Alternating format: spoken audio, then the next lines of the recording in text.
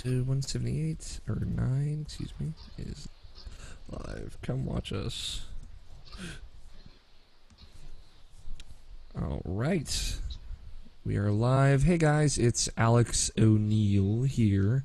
Got Scott and Nobshin for some bonus content. Greg will be joining us soon, hopefully. But not for the bonus content.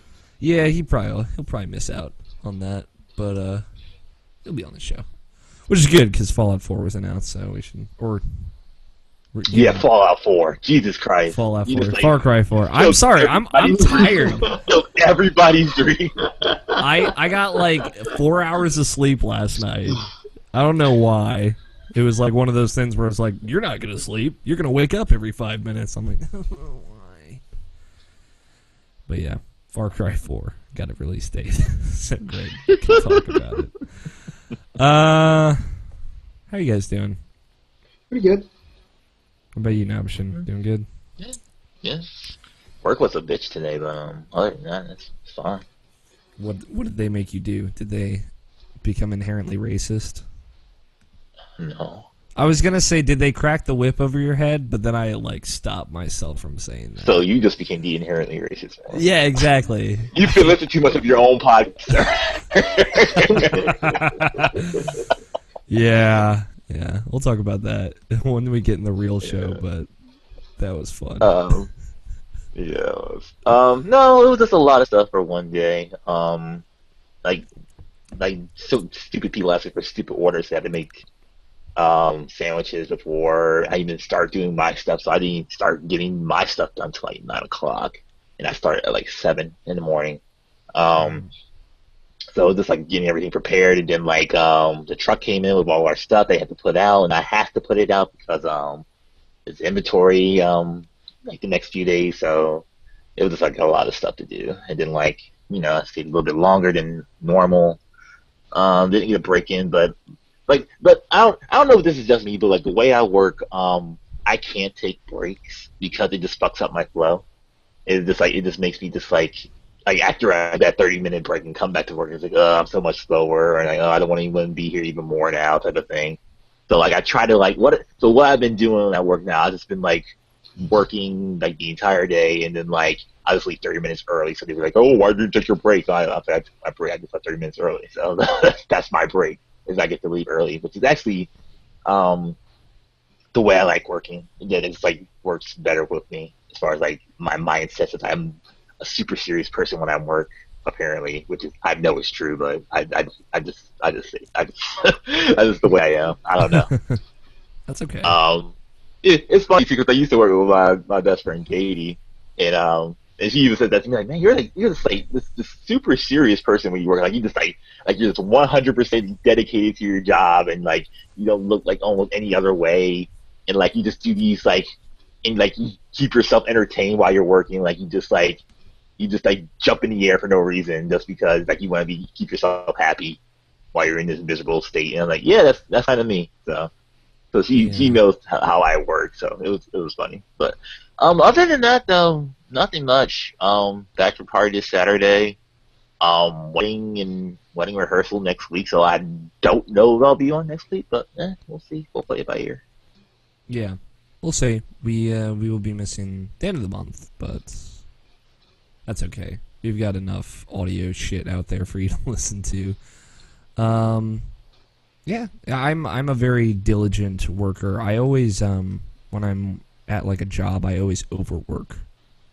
It very frequently gets to the point where my boss has to tell me that I don't have to do certain things because I've done enough.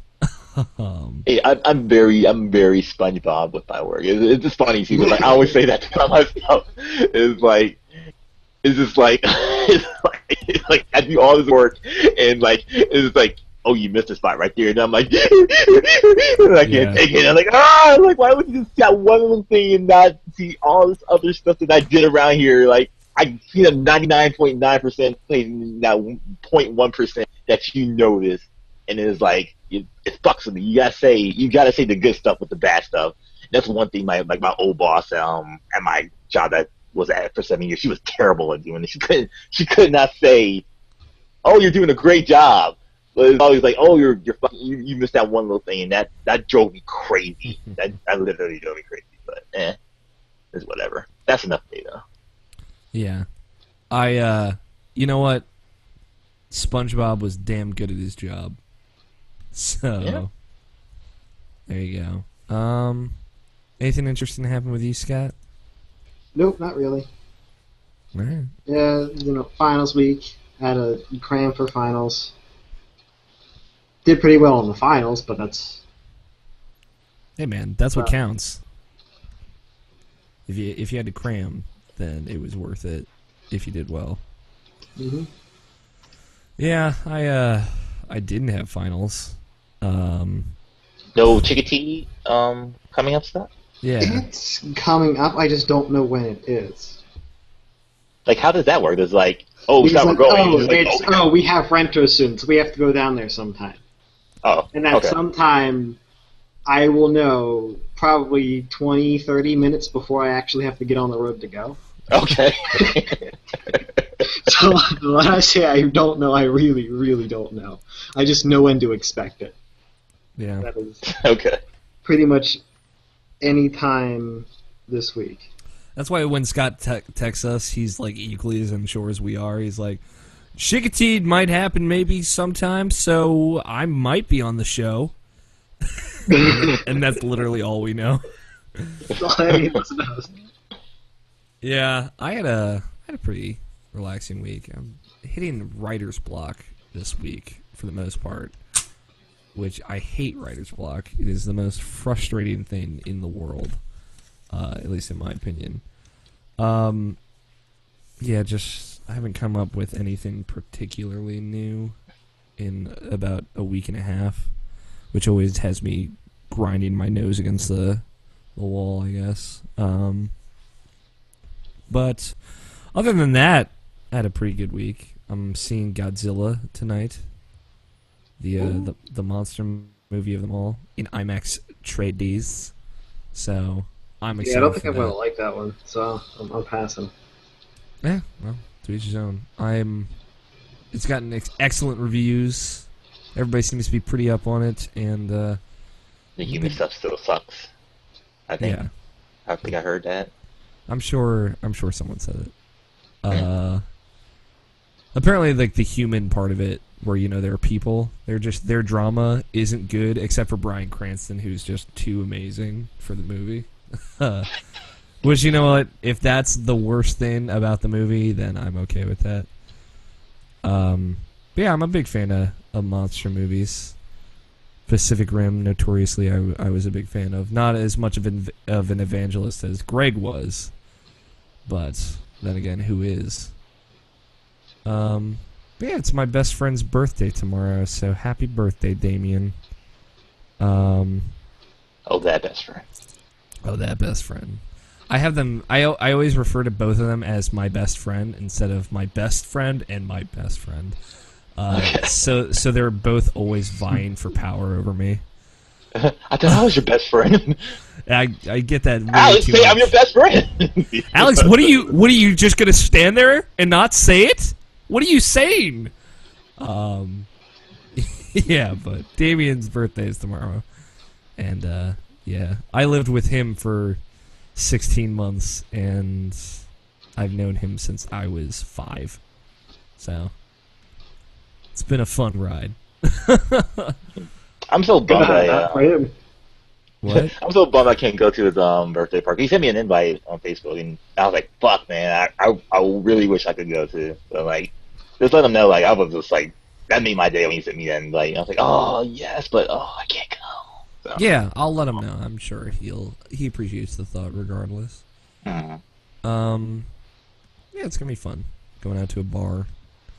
I'll get him drunk, and then I'll probably let him stay at our place since I'm not recording tomorrow night, so I'll be available. Yeah, we're recording a day early for people watching the video and are outraged. Harold's always outraged when we record early. Like, we recorded at, what was it, 2 o'clock last week. Right. And Harold tweeted us at 7 p.m. Because that's around when we're saying, hey, we're going to start soon. normally, and he's like, "No show tonight." And I was just tempted to send him a YouTube link to the video at 2:00, but I was too tired and I fell asleep. But yeah, I'm seeing Godzilla. Arrow. I've been watching a lot of TV. Arrow had its season finale last night. It was good. Oh shit! I played The Walking Dead. Sorry, I just remembered that. It was good. I thought it was like really tense. Big fan of Arrow, and then they finally put out the preview of The Flash, which is a spin-off of Arrow, at least in this context. And The Flash is getting his own show, and it looks fucking dope as shit.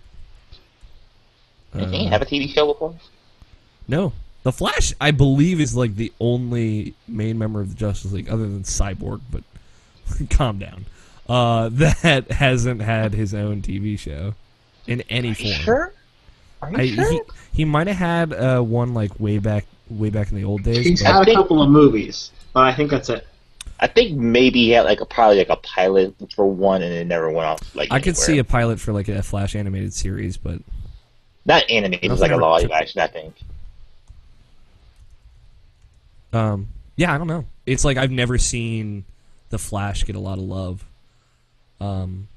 There's apparently like some kind of Flash TV series in 1990, but I don't know where it was on or how long it was. So, yeah, I'm excited though. They got this Grant Gustin or whatever his name is for this Grant Berlanti. No, that's Greg Berlanti. Grant Gustin is his name. I was right. Yeah, Grant Gustin, who they introduced Barry Allen on the Arrow, and yeah, he seems cool. I like his outfit. I like the costume that they made. He's kind of got the smart ass to it a little bit, and yeah, the Flash is one of the best DC characters. I think he always brings the heart, man. So. Still doing the Starbucks thing? Yeah, I'm going to go out. I didn't go out this week, which might be contributing to my writer's block. But, yeah, I'm going to go out tomorrow and write at some Starbucks. But, yeah, I've been going once a week still. Like I said, if people out there who are writing in any capacity, going out and writing like a Starbucks, for example, in a Starburst, for example, just somewhere that isn't your office or home, gets the blood flowing. Because I sit at this desk for like 3 hours straight just staring at my computer screen, and I feel like garbage afterwards.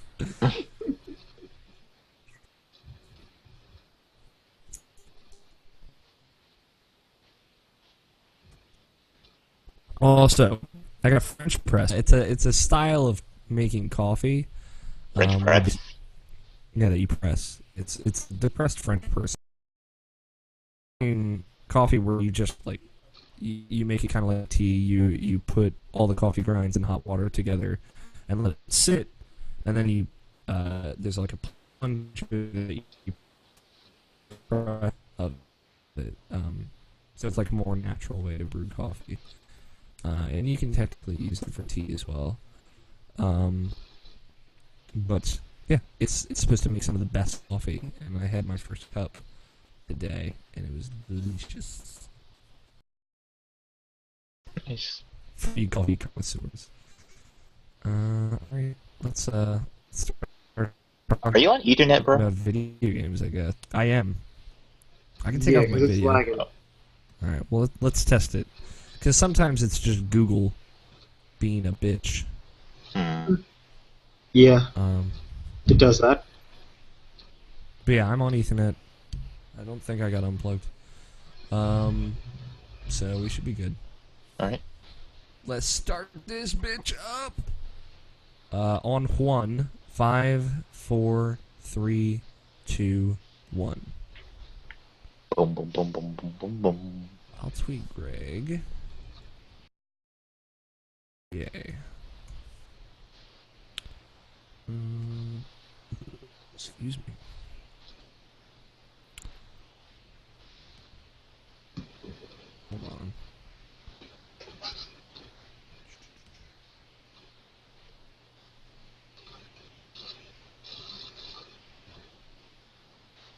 Have you seen this picture of like an Oculus Rift on a chicken?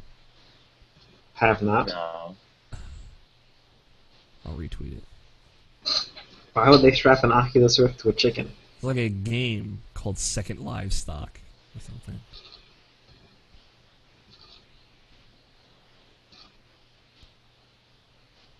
There, I retweeted it. Oh, wow. Wow. How great is that? I'll give you a link so you can see it's got. Mm-hmm. Wow. There you go. It's pretty fantastic. Wow. Man wants Oculus Rift for chickens. If you thought Oculus Rift and Sony were only players in virtual reality headset market, think again.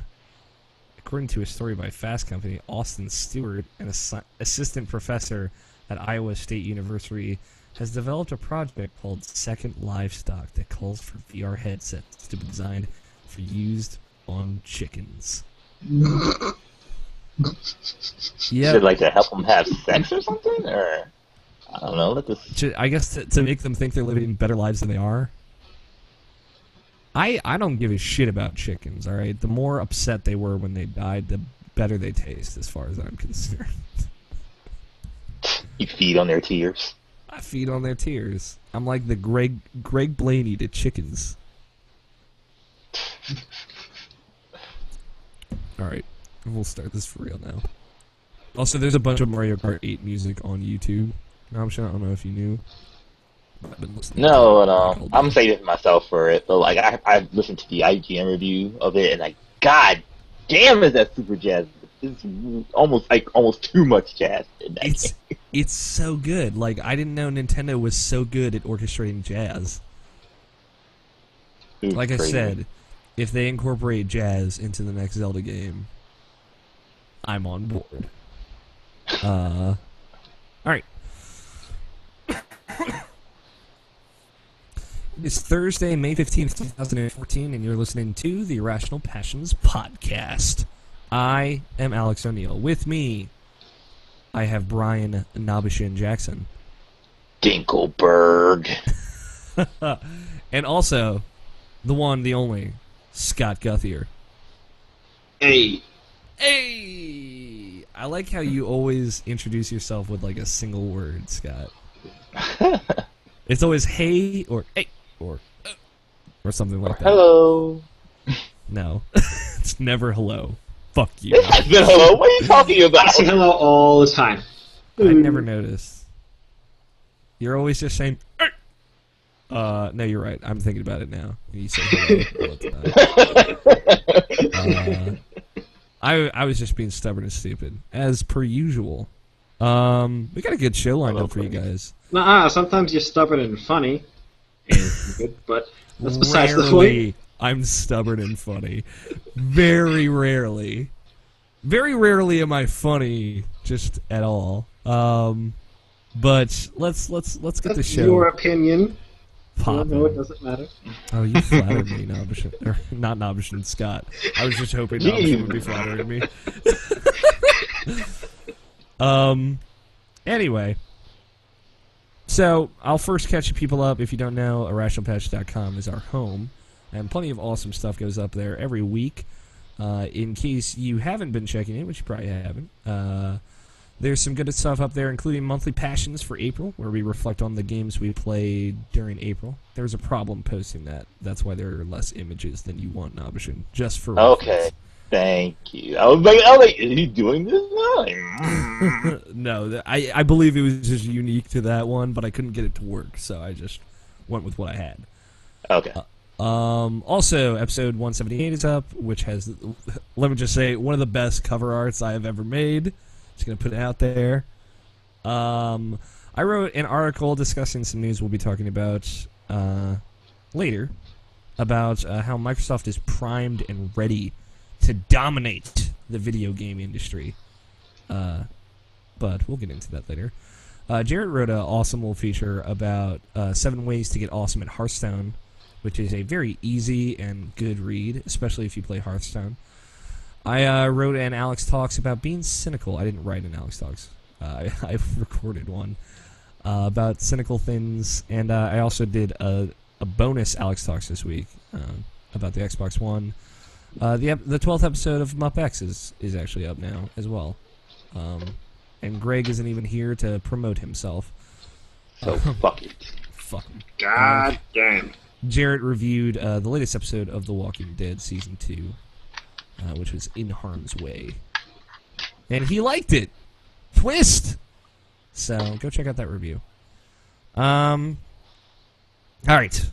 Also, one other thing, because it'll be up on the website by the time you hear this. I've rekindled my pet project with my close friends called Roommates. If you listen to the original Roommates, this one has a better format, because it actually has a format, and a slightly different cast, and it was a ton of fun.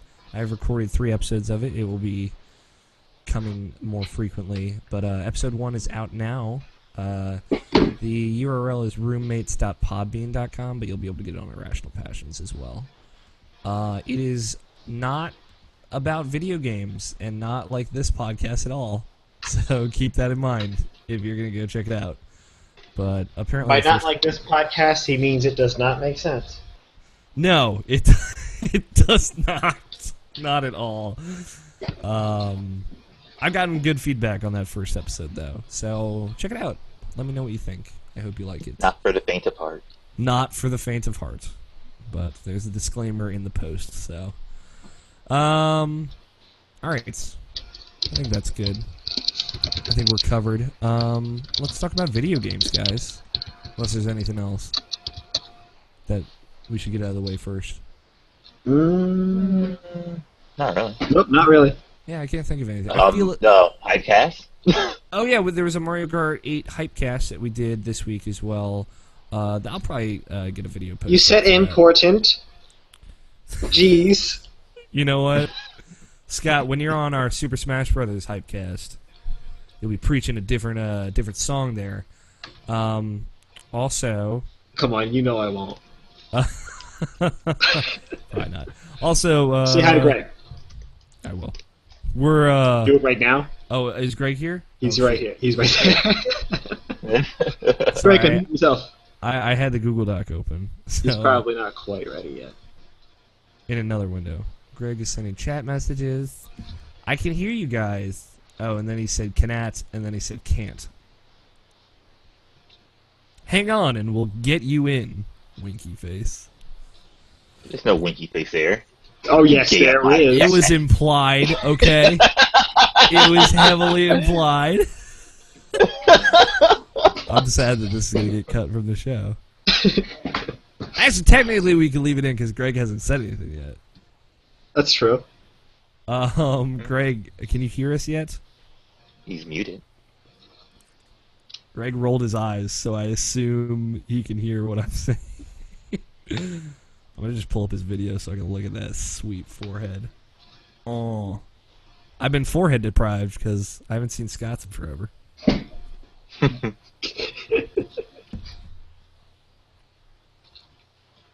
I think he's typing. Greg,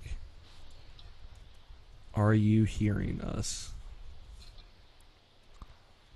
Are you alive? Father, can you hear me?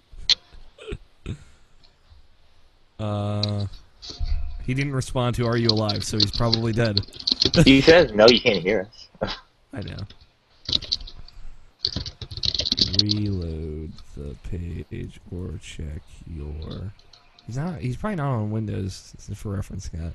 Yeah, I don't care if Mac doesn't call it a system. He knows what I mean. I don't hear anything from the Hangout. Damn it, Ethan and Damien are just fucking bombarding me with text messages. Damien sent, "I'm podcasting in quotes," and then Ethan quoted the quotation marks.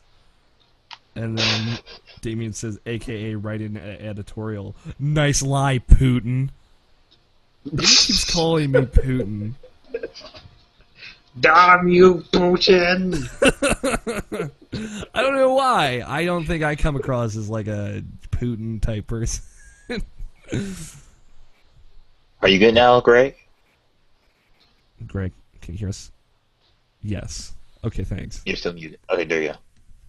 Yeah, I wasn't going to say anything. I wasn't sure if we were recording or not. That's why. We are. Do you have Audacity open? I do. Sorry. You ready to go? It's cool. I'm ready to go whenever you are. We didn't Yeah, even you're- start. Yeah, you're fine. We were about to talk about what video games we were playing. We were like literally we weren't even there yet. Sweet. All right, on 1, 5, 4, 3, 2, 1. All right, I'm good. Awesome. Got it all. Greg's here. Hey, Greg. Hey, what's going on, guys? Not much. Hey, Greg, did you hear? Roommates is back. Yeah, you guys did another show. We rebooted it. Again. It's got a new cast. It's not. We didn't reboot it a second time. I mean, well, you did one already, didn't you? Yeah, we had done 4 episodes of the original version. Yeah, Yeah. but you did another one, and then you did the second one? No, we recently remade it, and the first episode is out now, and we've recorded several more, and you'll be able to hear them soon. Okay. You guys could hear them now. I no. Just send me the download link. I'll be like, yeah, sure. But anyway, more less. How do I on sound? Oh, you sound great. You have a minute. Okay, sorry. I was kind of in a rush to get in here. So. I got you. Well, it all worked out. Are you? You just get off work now? Yeah. Hmm? Did you? Were you on work? At work? No. Me and my brother went out to eat. Okay. Oh, cool. Are you recording from the right microphone? Correct. USB. I'm recording from the USB, and I'm making sure. I was just double checking everything as we started recording. So. Good. All right then, Just Greg. wanted How to about make you sure I kick things off? What video games have you been playing? Oh, what have I been playing? All right. Damn, my mic is attacking me. Ah, Gojira. Things I've. God damn it! Stand still. I'll hold it. All right, there we go. I got it. You just MC it. Yeah. Now shake it up and down. Games I've been playing. I played more Battlefield. That game, like I said last time, that it has problems still, but it's better. There's a lot of hit detection stuff that still needs to be fixed. Yeah. I will keep saying that forever until they fix it. However, they did announce the Dragon, whatever the heck it's called. Not Dragonborn, but it's Dragonborn DLC for fucking Battlefield 4. that would How be amazing. great would that be? Well, everybody doesn't have their fucking cameras on, so I'm gonna turn mine off. Fuck you guys. Well, I was having internet problems. So. My camera's broken still. And I just don't like you fuckers. Oh, okay. There you go. Oh, there we go. But yeah, like I've been playing a lot of it, and that new Dragon DLC, I don't remember what it's called anymore. It's going to have the Tac McMillan, the Desert Eagle, finally. Finally.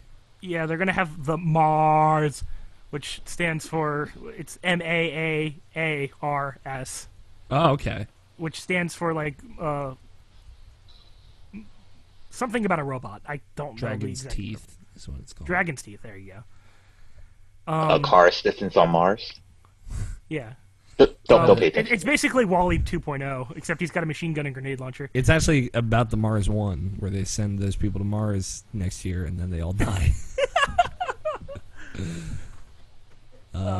But they might die on Mars, which is pretty cool. Yeah. What else? What other guns? Oh, they're putting in the another revolver into the game, which I think is nice because I love revolvers. So whatever. And Fair enough. they're putting a new assault rifle and shotgun in the game, I believe. So it's going to be interesting. Any of the maps look particularly awesome? They haven't announced maps. They've Oh, announced okay. guns, not maps. See, it's the maps that I care about. That fucking Titanfall map looks pretty cool. Yeah, I care about the maps as well, Alex. I'm with you on that one. I mean, guns are always like a nice addition, but it's the playing field that I care about the most. That's for sure. Yeah, and Battlefield has some pretty bad playing fields. Yeah, but they also have some really good ones. So, A select few, yes, I will agree with that. right. Other games that I've been playing, I played a little bit more Assassin's Creed. I'm not trying to rush through that game. I haven't really done much. I'm at the point where you meet Kid in what's the Kingston. Oh wow. Yeah, that's pretty early. Yeah. So I'm there. All right, Nabishin, what is it? You can't. You're gonna interrupt this show. You're gonna fucking tell us what's going on. I'm sorry. I got distracted by this picture. Oh, well, now you have to send it. You have to Yeah, share I it with the will. class. I will. Okay. It's like that time you're passing notes and the teacher's like, share with the class, read it to the class, and you read it and it says, I thought Danny had a fat dick, and you're trying to send it to your friend. There you go. Yeah. Where did you find this picture, Nabishin? No, it was like this study is like proving that you have a dirty mind, but like that's actually like a bicep and a shoulder, and it's like I couldn't see it at first. I'm like, oh my god, there it is. Like, it took me like a good minute to see it. Yeah. That guy has a weirdly shaped body, to be fair. What the hell's going on? So. Yeah. Continue. Anyway. I'm sorry. Anyways. Craig, Assassin's Creed 4, you met the kid, you're early on. Well, I've met Kid before. This is meeting Kid at Kingston, where you're gonna try to fuck him over a little bit. Which I'm fine with because Kid's kind of an asshole. Like, Yeah. That's what I found out about he this is. game is that there are certain people that I really like and certain people that I really hate. Have you met Blackbeard yet? Not yet. He's literally nothing but awesome. He's kind of a dick, but like in the best way. But that's how Blackbird is. He's yeah, actually like he's a dick. fucking pirate. I can't wait for that. I like I said, I'm taking the game real slow because there's a lot of things that I want to explore in that game. Like I legitimately spend most of my time just screwing around in the open waters and capturing. Yeah, there's and shit. so many islands, and you just get access to more and more as the game And goes if you on, download the DLC stuff, you get even more islands, and it's like holy shit. gotta get that sweet islands. Yeah. What else? I've played more League. The new champion came out. So, I've been playing him a little bit, He's which is great. nice. Is he great? Yeah, he's the first support that the game has had in over like a year. Cool. Well, he's the first support that does supporty things in over 2 years. Yeah, that is true. Over 2 years. Jeez. So it's Right. about damn time. So new support, and everyone's all like, "Yeah, it's a new one of these." Yeah, Well, the actually, class the best part is that hardly anybody is like, "Hey, it's a new one of these," so I get to play. Cool. Yeah. Yeah. I know Tony likes Unfortunately, playing he support. gets banned a lot.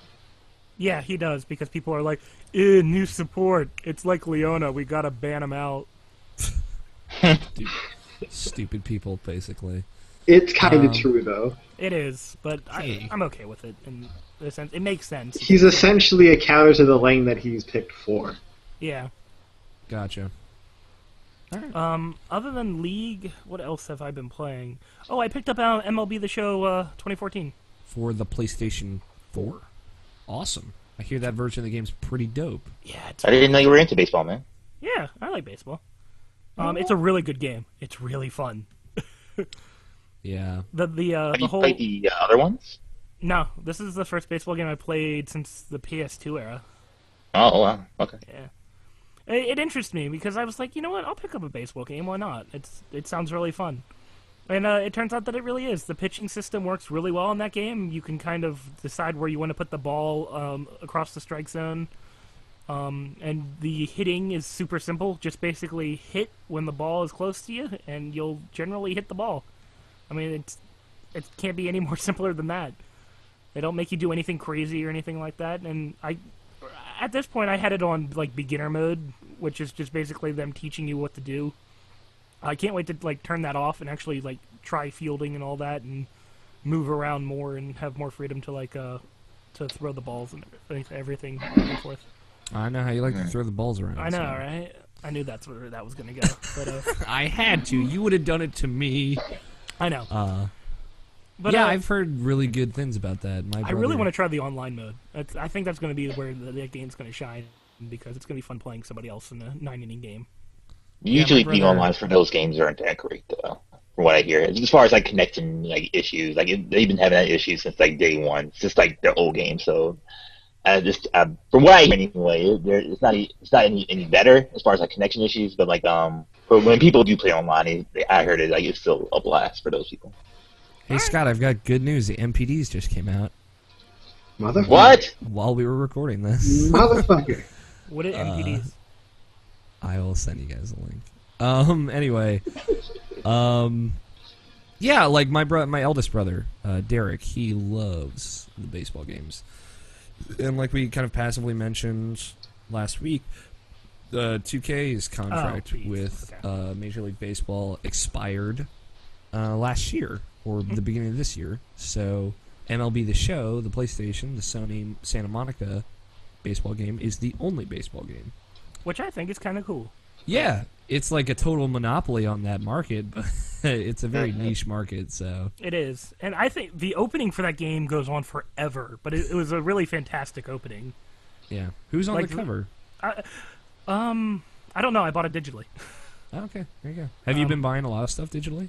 Yeah, actually, Assassin's Creed and Assassin's Creed and MLB are the digital games that I've bought so far. I'm thinking about picking up a few other ones. Did you, by chance, use the play as you download feature?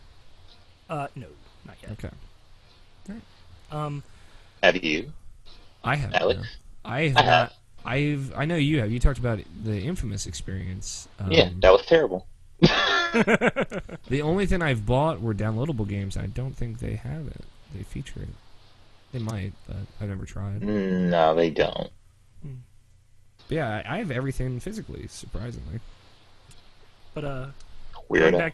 going back to the opener of that game, I made a joke to myself. I'm like, what did they spend the entire budget on this game for this opener? Holy shit! Yeah, I've heard it's pretty fabulous. It's pretty Fabulous? Fabulous. I'm sorry. It's a car. Hey man, fabulous is a great word. It's a solid 3 minutes of just watching the opener. What is the opener? Is it like people playing baseball? I'm guessing.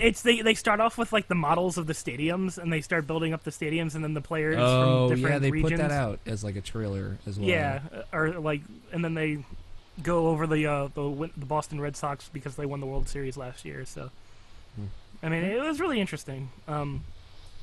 But other than that, yesterday I reinstalled Red Orchestra, and then I realized why that game is like the most niche game out there. Yeah, no shit. But I love it. I think that Red Orchestra is the most realistic World War II shooter that you can ever play.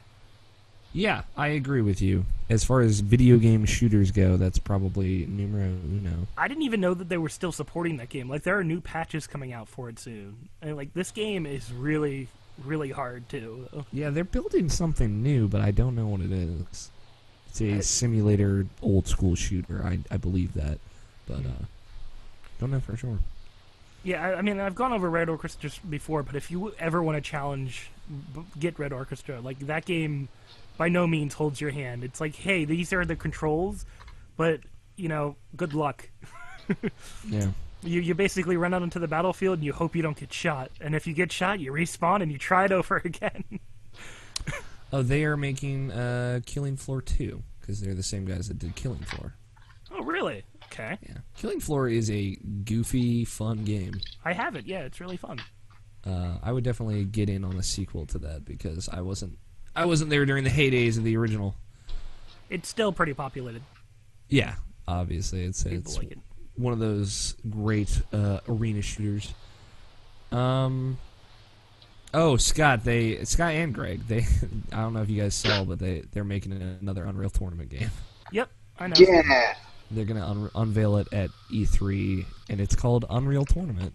Finally. And it's free. It's free. That PC. I have a problem with. Not free to play, just free. Not all free-to-play games are garbage. No, it's not you're free right. to play. It's free. It's just free, too. And if it's, I mean, it's running on the Unreal Tournament engine, but I'm a little skeptical about that whole. Technically, free if thing. it's free to play, by definition.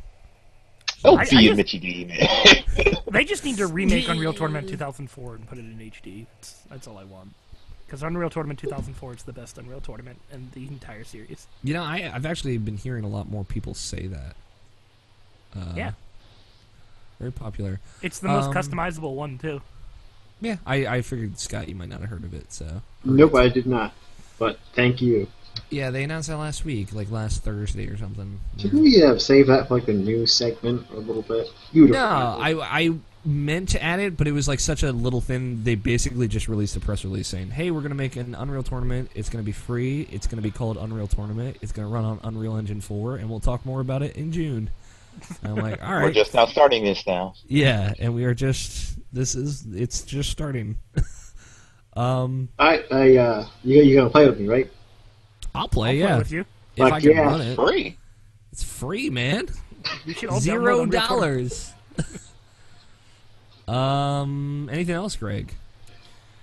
Other than that, what else have I You played the been game playing? of editing a podcast. Oh yeah, we can talk about that. That's out now. I It's told out them now. earlier. Episode 12. That was a nightmare. It was a good one, though. It's a It damn is. good episode. By the way, what did you think of that cover? Oh, I never replied to your tweet. Sorry, I just forget sometimes. That's all right. That's the only reason I don't reply. I thought it was fun. Okay. It was No weird that gun in voice- a closet thing. Yeah. Oh, Yeah, it wasn't as good as Nobishin's suggestion. No, but, it wasn't. But I literally, to make that the one that I got to took me an hour and a half to come up with. Like I literally was like, I don't know what I want to do for it, and then I thought about something. And I was like, all right, this is gonna work. I like this. I thought about that when I was like typing up a direct message to you that was going to be like, why the fuck isn't the V in voice capitalized and everything else is? But I decided not to. Wait, what? Look at the cover art on the site. Fuck. Did I get the wrong? I redid that. I changed it. I don't know. I guess it fucked it up. Oh, whatever. It's like the only like first letter that isn't capitalized is the V in voice. I'm sorry. It's alright. It's like I noticed it immediately and I was gonna message you, but I knew You should have. I would have fixed it. I did the same thing last month because there was some stupid little thing in there. But I yeah, would have it's- fixed it. You just need to tell me. I'll tell you next time. I won't hold back next time. Greg, you're But, fucking dumb! What the shit? Well, don't do that. You only do that when you're joking, when there's not actually anything wrong. Yeah, exactly. So that's all the video games, Greg. Yeah. All right, check out that Muppets 12. Do it. It's good. We talked about our favorite anime of the year. Scott's got to wake up because it's time to go. Sean does. Oh, I was Don't close. worry, I don't have to go to Shikiji quite yet. You're not being lured into the Shikotig. Nabishin, Yep. how about you? Video games. Nothing much really new. More Mass Effect. Played more Bayonetta. 1-1, more Bayonetta. Yeah, there's nothing much more to say. I- Bayonetta 2. yeah. It's coming. Yeah. That game's so good. Bayonetta is still is fantastic. Why is 2 not here yet? Pretty much. I know. It's a really good game. It's weird though, like going to that game now though, after like having like a PS4 and knowing what quote unquote 60 frames per second is now. So it's like, oh wow, so that's the difference. It's something I never noticed before. So now it looks really You and me are slow. in the same boat because I would have never known what 60 frames the difference. I'd be like, that looks cool. Yeah, It looks exactly. exactly the same. I don't know how people don't see it. And then I played Battlefield. I was like, oh, so this is what PC looks like. Yeah. This I game just- looks pretty. Yeah, it's just that the level of smoothness is it's surreal in that it is very real. Well, that's the thing though. Like when, like it's kind of like when between like a 60 hertz TV and a 120 hertz TV. Like 120 hertz TV, I cannot even look at that. Shit. Oh That looks- no, looks it's so- garbage. It's so It looks bad. so gross to me. It looks so gross to me. Like everything is looking going like a millisecond too fast, and it's like, oh no, just stop. I can't even The look thing at with that. me, like when the first time I saw a 120 hertz TV was at Scott's house, and I remember because you didn't notice it because you were probably used to it at that point, but Definitely. Kung You're Fu. like, why does that look so weird? Yeah, Kung Fu Panda is on, and it basically looks like they took out all the motion blur. It looks like he's kind of moving like the Flash. And I'm like watching it, and I'm like, what the fuck is happening? This was not the movie I watched. This is a different film.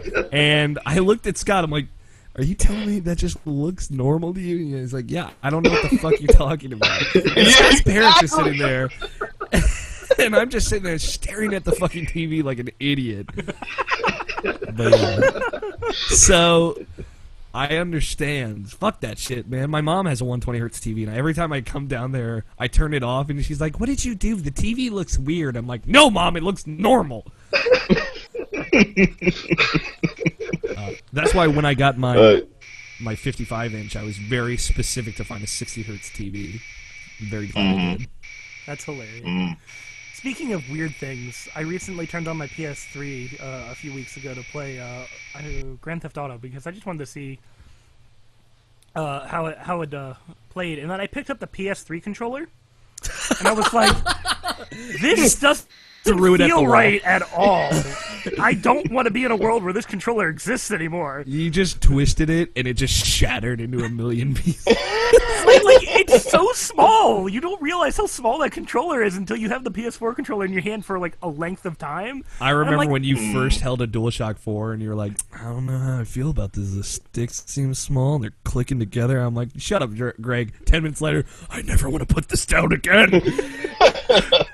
But it's like that, seriously, because it was like, I can't play this game. It's too small. I want to see if you can USB that game, right? I don't know if you can on Grand Theft Auto 4, but I know you can do it for Dark Souls too. Or 5. Yeah. Supposedly, see if you can. Well, I'll save it for news because there is a announcement of Rockstar. So. Yeah. That's right. I was speaking in my head and then it just stopped. The nice thing, I remember now, the nice thing about going between the 360 and Xbox One controllers, they're pretty comparable. Except for that battery pack, but yeah. Yeah, the battery pack, which is like a huge improvement. I'm not fucking knocking my knuckles against this giant battery pack every 3 seconds. But yeah, it's just like it's a little bit smaller, but it's kind of more comfortable that way. I don't know why. But yeah, I don't even notice the triggers. The only thing I notice is the bumpers, but I barely even use them. So, but yeah, because like I played Walking Dead today on a 360 controller, so I could plug it up to my PC. Right. And then I played Super Time Force like 10 minutes later, and there was like literally it was supernatural for me. So. Yeah, that controller feeling is weird. Yeah. Anyway, Nuption. Sorry. Yeah. No, you're fine. Yeah, I still love it. That's all I really need to say about that game. Like, yeah, I've just pretty much been playing like a whole bunch of old stuff. Nothing really new. I played Super Mario Kart on the Super Nintendo on my Wii, but Wii U, I should say. But yeah, other than that, I haven't really played anything else. Like yeah, I think I'm just gonna play more Bayonetta for like the next few days until like Mario Kart and Tomodachi Life come out. Those like the only things I care about now. And yeah, I guess I will be skipping it on Watch Dogs, but oh well. Yeah, I don't think anyone's losing sleep over that. But actually, Greg, are you going to be picking up Watch Dogs on day one? Or week one? I don't know. Like, I saw it on the PlayStation Network, and I was actually going to buy it, but then I wanted to like, wait, is it out today? And then I googled like reviews and no reviews, and then I googled the release date. I was like, oh, it doesn't come out yet. 27th, right? Yeah, the 27th, and I'm like, I don't know. Like, it seems so. the hype for that game kind of died for me. It's like I don't care all that much. Like, I'll watch the videos and stuff that I post, but it does nothing for me anymore. And then you're throwing all these advertisements in your face. It's like, nah, I really don't fucking care about this game. He's showing it to me. Yeah, it's like, okay, you had your chance 2 years ago when you showed it at E3, or 3 years ago, 2 or 3. Oh, that was like 2 years. And I was like, okay, yeah, this game looks awesome. I'm really into it. And then they're like, yeah, we delayed it, and then we put, and then they delayed it again 6 months ago. And it's like, what are you guys even accomplishing here? Like, what is this game? I don't understand anymore. Is it Grand Theft Auto? Is it like a linear adventure game? Like, come on. They didn't even have a playable demo at a PAX, so it's like, why should I care about your game when you won't even let people play it? Well, I mean, luckily they had like that, like the week after PAX, they had a press demo, but you know. They did, but that doesn't do anything for us. Yeah. Yeah. They let people just played Sunset Overdrive, and I don't know, there's barely been anything about that game. Who knows? I'm not worried about Watch Dogs, but I'm not interested in it anymore either. So. Yeah. Like, at first I was really hyped for it. I was like, oh, this game's going to be really cool. And We now all it's were. like, We were all excited. We'll find out, when they put the review out and I read it, and I'm going to be like, oh, that's cool. And then I'll watch streams of it and be like, yeah, I'm going to stay away from this game or I'm going to get it. It's going to be one of the two.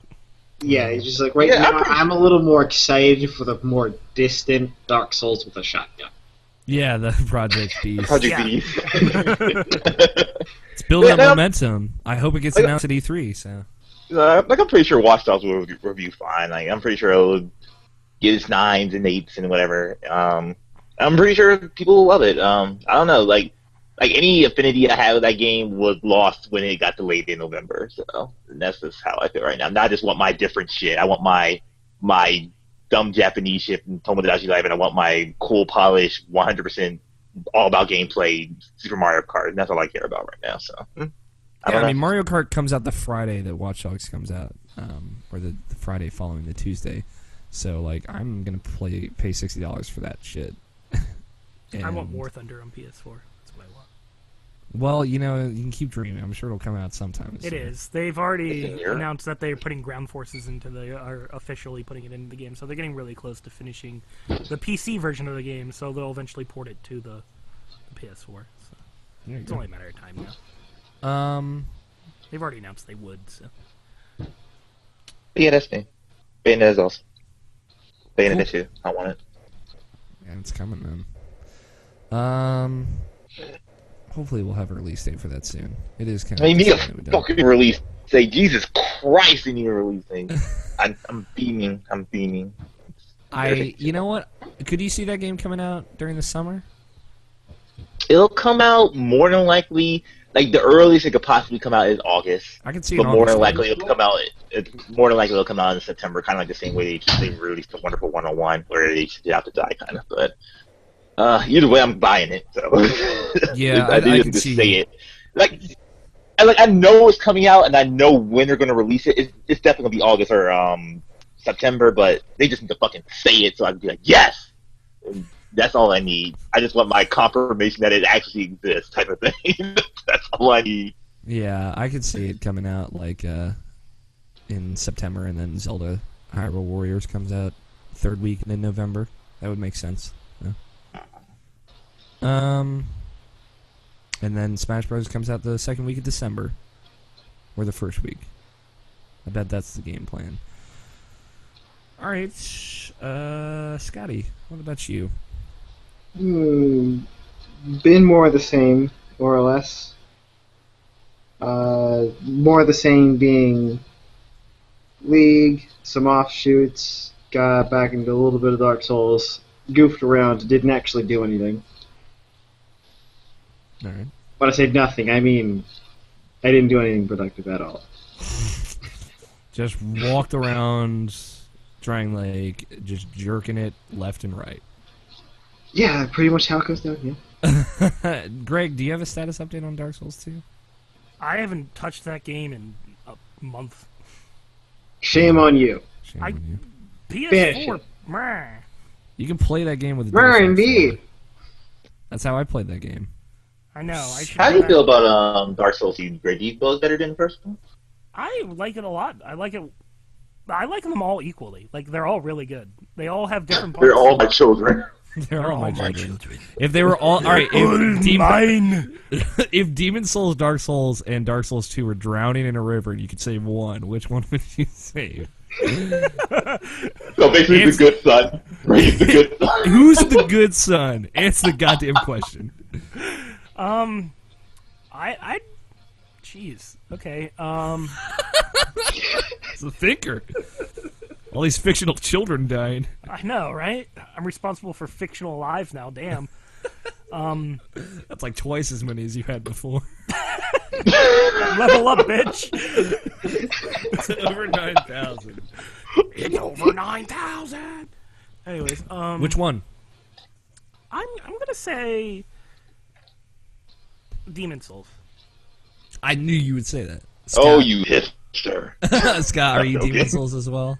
Yeah. I'm Dark Souls. Dark Souls Uno. And why Demon Souls? That game is the game that started everything, and it really played really well and was really fun. And the last two games, Dark Souls 1 and Dark Souls 2, have both incorporated a lot of things from Demon Souls, especially Dark Souls 2, to make them very interesting games, but everything starts with Dark Souls, or Demon Souls. The true Demon Souls starts there. I don't know, like, with me, Demon Souls is just kind of boring because of the way it's separated into levels.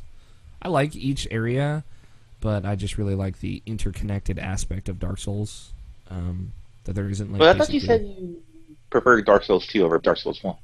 I do, but I think I like the world of Dark Souls 1 a little bit more. But overall, Okay. like, if I'm gonna play one, just like based on mechanics only, yeah, Dark Souls 2 is definitely superior, and I enjoy it more. But Dark Souls 1 holds a special place in my heart. That's for sure. Okay. I got you. Scott, video games other than Dark Souls 2? It was that, some more Bravely Default. Any notable progress there? Or just still trekking away? Sort of. I've stopped chugging away, because I'm still at that, like, first part, but there's also this... For another class, I want it, because I want to know what it is, and I don't want to look up what it is, to be disappointed, or nothing like that. Yeah. So, instead, I am chugging away at whatever side quest that is, which is 6 different bosses that have... what kind of shit you guys do? Yeah. One's a fire boss, right? And it's like, oh yeah, you can try using a firing on him, but he has fire weakness. And what that does is that overwrites your fire stats. So that fire resistance that you had, that nulled fire damage, immediately gets torn away. Making that ring that you put on to fight the boss completely useless. Bullshit. I hate it when, like, shit like that happens to me, like Final Fantasy VII. They'll just find... I had set up this perfect way to totally null all the boss's attacks, and then they just fucking ruin it. Yep, that is exactly what happened. Damn. You'll get there, Scott.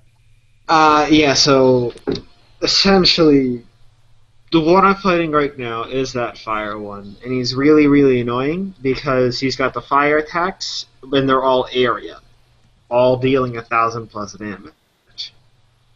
And in order to just survive, I have to be constantly casting Protect on everybody, which essentially you have a 4-turn cooldown before Protect wears away. That ain't Okay. much. That's a single drop of bravery. Gotcha. So faced with the that's conundrum. one person who I can't stack default with. Gotcha. And then I have to keep somebody else. Up and alive for curing everybody of the fire resistance. So that's 2 people pretty much dedicated to healing right there. Protect doesn't entirely take the person's turns all away, because you can space it out every 3 turns. Mm-hmm. But it's not enough to get the fire weakness off of you, and if you don't get it off, you're dead. You're just fucking dead. It hits me for 5,000 damage. I only got 3,000 life, man. I only got 3,000 life. It reminds me a lot of stuff like Ruby Weapon, like absurdly challenging boss fights. In a good way. Yeah, where I'm actually like at in the storyline, I can take that guy down no problem. I tried once, and I was just like, I'll just nuke him down, it'll be fine. So I get to start nuking him down, but then he's got on me he has first strike and move that allows him to deal damage based on his missing HP. And of course, it's 9,999 damage every single time. It's over 9,000. Not the right time. Anyway, so and he's got something like 30,000 life. And I can't nuke that down in one combo.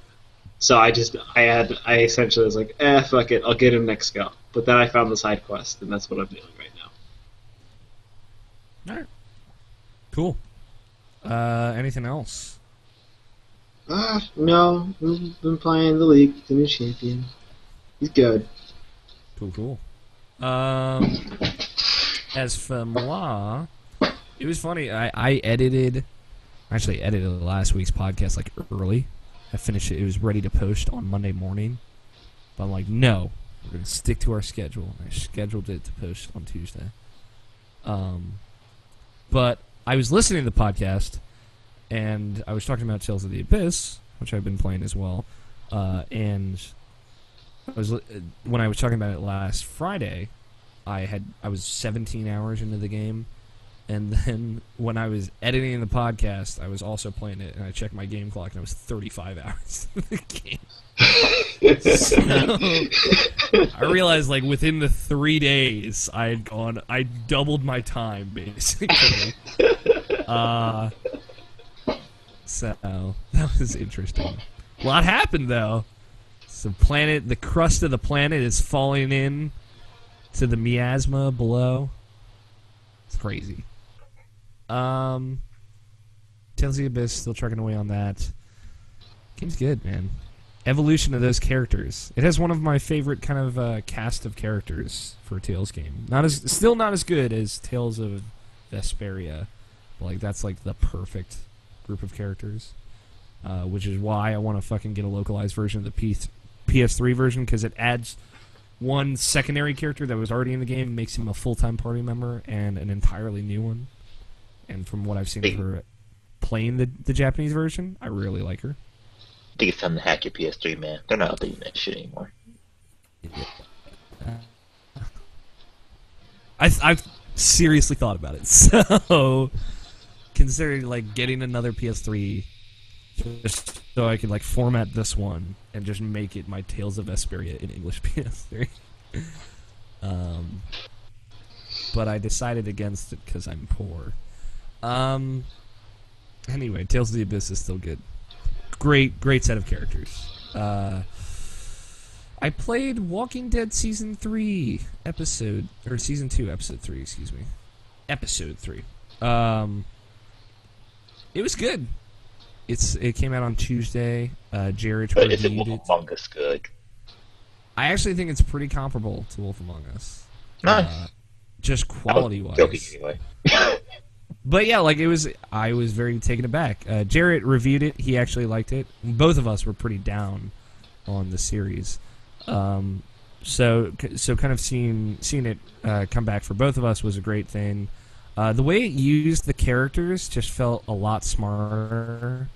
And it took back what made The Walking Dead, and what makes Walking Dead good, which is like the brutality of the people in that world, and just how fucking vicious it is.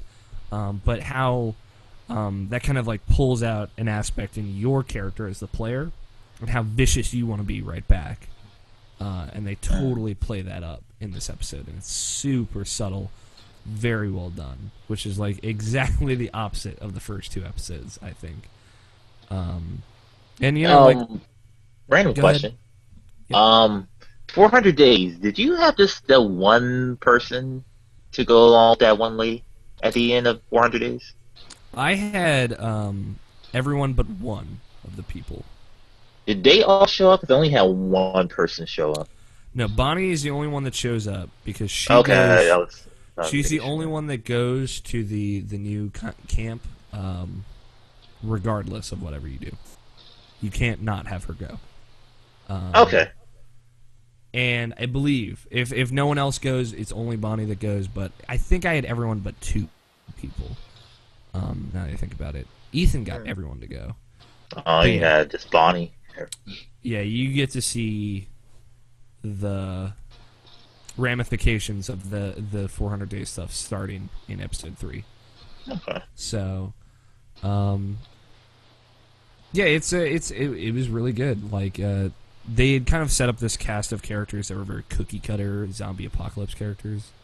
The black guy, the black pregnant woman, the Hispanic doctor. And it was very like, these are very contrived and trite characters that you've seen in 1,000 other things. But they actually kind of gave roles for each of them in a way that made them all interesting again. So I was very happy about that. Plus, this villain that they've created he's good in this episode. He's your fucking zombie apocalypse or apocalypse now murder villain guy, but he does it well. David, yeah, he's David, totally. In a way, in a different way, but yeah. Let's see, and then the only other thing I played was Super Time Force. What do you guys want to know about Super Time Force? It looks cool. Like, there's not really much to say about it. It's like a Contra-style time-swapping type of thing. It just looks cool. It's like a good, fun game to play. Yeah, it's so like I saw Time this... Splitters? Question mark. No, it's not Time Splitters. Like... I know. Well, I'm comparing the two. I'm comparing the two. Actually, there's an aspect of Super Time Force that's very Time Splitters-esque. In that, like, you're going to different areas and just fucking shit up. Because lol. But yeah, like, I played Super Time Force in 2012 at PAX East 2012, and I was curious because I played it yesterday and today, and I was like, man, is this something? This is different than when I played it last. It's been 2 years, but it always, anytime I had passed it and seen it, I'm like, oh yeah, it's Super Time Force. It looked the same to me. But then I read my preview, and it's a pretty good preview. I was surprised that 2 years ago I had written a very good preview like that. It was very detail oriented. That's kind of my shtick when I write. I do like the details. So I kind of broke down all of the little nuances of the mechanics, and it is like completely different now. And it's rare that I have. Well, it's never happened to me where I've actually been able to play a preview build and then seen the final product and have it be vastly different. So I thought that was interesting. But yeah, basically, to give you an idea, it is Contra, but with a twist in that anytime you die, you are, quote, timed out. And then you can rewind to a certain point and place in a new character and move from that point forward. But your previous life that died will also move from that point forward and continue to interact with everything in the world. So you have all of your different lives kind of still shooting and fighting, and whatever you're currently playing, shooting and fighting. And if, for example, some guy, one of your previous lives gets shot and dies, and you pick a new character and you go right for the enemy that killed him and kill him before this previous life dies, then you can like recover him and gain an extra hit point because you die in one hit regardless, or otherwise I should say. And you get an extra hit point, and you also kind of like you stack those two characters together. So anytime you attack as one, you attack as both. It's pretty cool. And like it's kind of like every level is 60 seconds. They give you 60 seconds, but you can pick up like extra time. But at the end of the level, it plays a replay of your entire playthrough, but it's just the 60 seconds or the however much time you took. So you're seeing all of your playthroughs at once without having to stop and rewind and replay like you would when you're actually fighting through the level. And it's really cool. It actually like, oh, I see how this game works. Like if you're watching this total replay, like there's an item that you can pick up that slows down time, and that at least that's what it feels like when you pick it up. But in reality, when you watch the replay to see what it actually looked like, it doesn't slow down time, it speeds that person up, so they look like they're moving at like hyperspeed. So kind of seeing this even timeline without all of the weird shit that you actually do in playing it is really cool at the end of the level. The problem was like when I first played it, like first jumping back into it and played through the first 3 levels, which are the only ones I've played. I've gone back and replayed them twice now, and liked them more the second time. It's just I was dying a lot, and I guess it didn't click with me right away that is what's supposed to happen. So you can stack a bunch of playthroughs and basically make it easier every time. But I was dying a lot, but also you can hit B to initiate a timeout, and like you can go back however far you want. And it just, I felt like I kept stopping and starting really quickly, and it didn't leave a very good first impression. But once you get used to it, there's a bit like about an hour of a learning curve, I think, and you're kind of getting in the flow of it, and you're understanding how the mechanic works, and that sometimes you'll go up to a door and shoot at it for 5 seconds, then time out, go back 5 seconds, and then shoot at the door, and it'll only take half as long now. So there are things you can do to speed it up. You just kind of have to exploit the system. But it's really cool. It's fucking gorgeous too. Like, it runs like a dream on my Xbox One, and it's got this pixel art style that's fucking awesome. So I'm gonna play more of it, and I think I'll review it. But it left a sour first impression, but once I got used to it, I definitely really got into it. So there you go. Super Time Force by Capybara Games. That's it. That's all I've been playing. You guys any questions or anything? I know Nope. No, I'm good. All right. We'll take a break, and when we come back, we got plenty of news to talk about, and so we will be back in just a little bit. Any other news I missed, Navashin? I think I got everything. Rockstar pretty much announces everything. that something's going to be coming out next year. Yeah, that's Added true. to the dock. Artist from running. Titanfall sold more on 360 than the Xbox One. Anybody else watch the new Transformers trailer? Nope. It's so good. Watch that Flash trailer, man. That looks so good. I think I'm gonna get a glass of water. So I'll be right back. You do that. I have to get my cord anyway. How are you now, Machine? I'm good, man. I gotta be going like so many places in the next few days. It's weird. I'm not really going many places. I gotta go drive to Virginia this Saturday for a bachelor party and drive back that night, pretty much, to go to work the next day, and then drive back down again the Friday for the wedding rehearsals and the wedding itself, and come back Sunday. Like the day of the wedding, like that night, I have to drive up here to come back to work that Monday. So yeah, I won't be busy.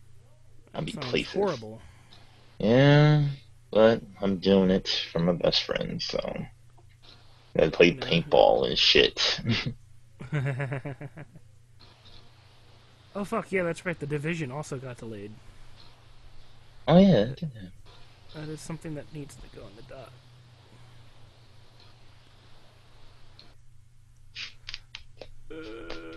Where is that article?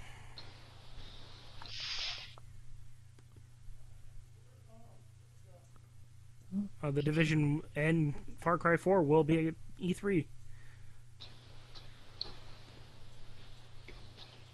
I hope so. Yeah, I'm super excited for that, actually.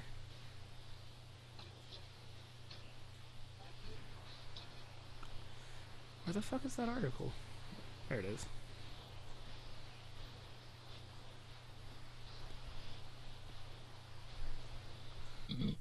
I'm too lazy to actually type.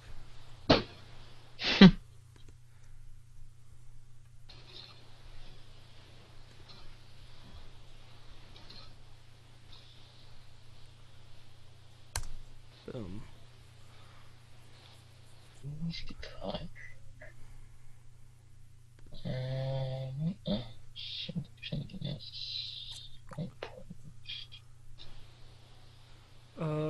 Does anybody care that Assassin's Creed sold 11 million copies already?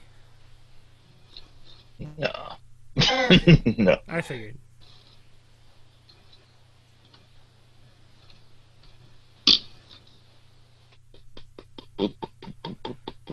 Is anybody interested in going to see Godzilla with me sometime this weekend?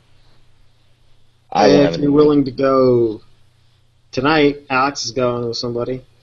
Probably be able to hop in. I don't really want to go tonight because I have work at 8 o'clock tomorrow morning. So if I go tonight, I won't go be in bed till like 2 in the morning. Mhm. I think they show those midnight shows early now. Oh, not midnight. I think they show it like at 10 o'clock now. Yeah, you at Godzilla actually IMAX? premieres at 7 tonight. Oh, okay. Oh, okay. Yeah. Which is right now. Which is right now.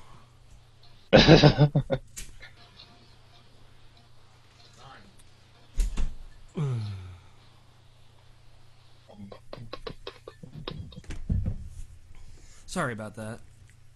Damien was like amazed at my haircut and that he didn't hate it. Cool. All What right. you mean? You got hit in your face by a door. There you go. I forgot my cord. 1 second. Well, I'll be back. I'm gonna go grab another beer. Alright. And this time, I will go ahead and get a drink. Alright.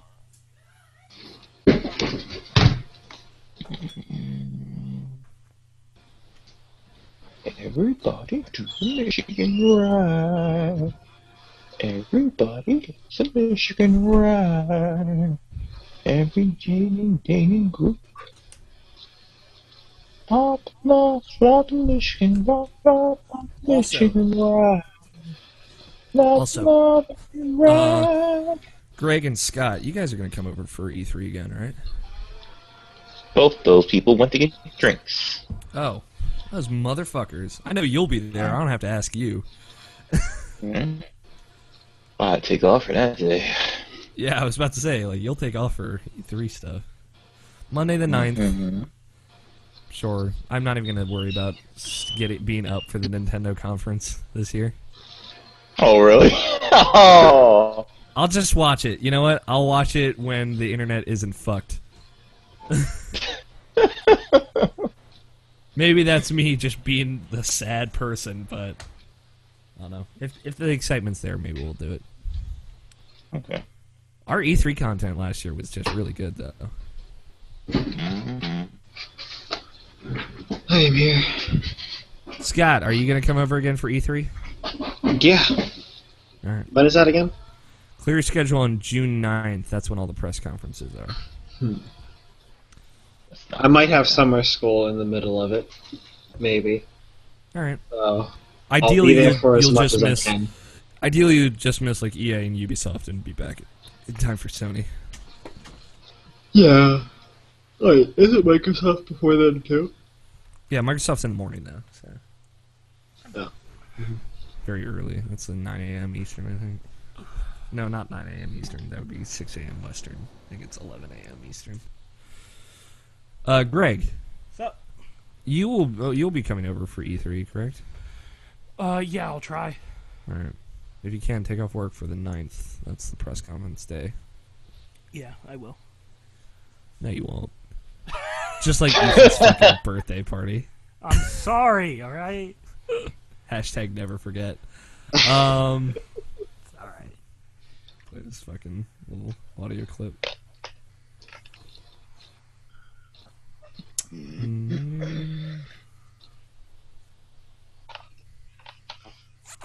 Gotta make one for all the other segments. I've been thinking about it. What, audio clips? Yeah. News in gaming.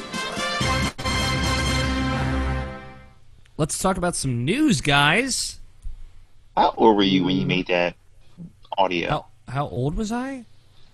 I'm just asking. I was 18, I believe. No, I might have still been 17. That was in the first year, so. Okay. I sound pretty similar. I've gone back and listened to the old episodes. I was just not good at podcasting back then. I would talk like this and not really change the inflection of my voice. So it was just kind of boring to listen to. Okay. But Oh, so like right now. yeah. But let's talk about butts. I'm Anyway, down. See that Scott. picture that Action posted? Totally not a bicep. It was a butt. Well played. Scott, how about we start things off with these NPDs? Normally we end with those, but okay. Fuck it. They're brand goddamn new. At 10th place, we have Assassin's Creed Black Flag. It's right to cut you the fuck off. What? 9th place, we have nothing. At 8th place, we have Grand Theft Auto Amazing Spider-Man 2. At 7, we have Lego Marvel Superheroes. At 6, we have the Lego Movie video game. At 5, more Lego? Lego the Hobbit? At 4, Minecraft. What? For the 360. 3, NBA 2K14. 2, Call of Duty Ghosts. And at first place, we have Titanfall. So more on the Titanfall. 360 than Xbox One. Wow. Yeah, so Titanfall came out on Xbox 360 April 4th, I believe. Or around Was then. it April 1st? It was within the first 2 weeks. So. Yes, right. Got delayed. Didn't it? Yeah. So I think that's a big contributing factor to. I think selling. it's more because it has more units. Don't you think? Yeah, I mean maybe. But like, I don't know. Like, if, for example, Infamous Second Son, fucking number 2 last month, dropped off the plane this month. Yeah, it's Not even number 10. Yeah, Assassin's Creed is still on there, and that came out in November. Yeah, so although Assassin's Creed notoriously sells well all year long. A lot of these games are games from November that's just still on here. Like 5 games on here are games from November on the top 10. Yeah, and we know that Titanfall sold exceptionally well in April, so seeing it at the top of the list isn't much of a surprise. But that means all these other games probably sold pretty goddamn well as well. You mean March? Yeah, in March. But like Minecraft 360 probably sold really well. Yeah, it's gonna be number 1 next month too, Minecraft, because of it's gonna be on PS3 next retail. month. Yeah, exactly. So. I know. Just to put this out there, I know people there aren't a lot of big fans of NPD numbers out there. I know there are some that don't like them. I love NPDs. It's my goddamn show. So I'm gonna read them. But anyway, I'm a big numbers guy. Just for reference, we don't do it because we hate you. So the brass tacks of it, life-to-date sales of PS3 and Xbox One hardware have moved more than double the combined sales of the PS3 and 360 hardware during their first 6 months, which is crazy. Cray. It's a very good thing. So we're talking about, like, in total, more than 10 million, more than 12 million PS4s and Xbox One sold combined. Quote from, again, Liam Callahan, the NPD guy himself. Quote, PS4 software combined with Xbox One software sales are up over 40% compared to sales of PS3 and 360 hardware or software through their first 6 months. Wow. Wii U software sales were up over last year by over 80%. Which isn't saying much, but, you know, that's a good thing. Like, the City Undercover was like the only game that came out at that time, I think. Yeah. So, U.S. retail did decline 10%, but, you know, industry sales climbed Injury sales climbed 17%. So there you go. Some percentages dropped on ya. So yeah, video games continue to do well since new consoles came out. Who would have thunk? Which, like, honestly, who would have thought that? Because everyone was like, "Fuck, man, everything's doomed." There were questions as to whether or not the fucking companies should release phones instead of new consoles. So, fuck those people. It's up to PC was that, huh? Yeah, PC's doing okay. I don't care what the PC naysayers are saying.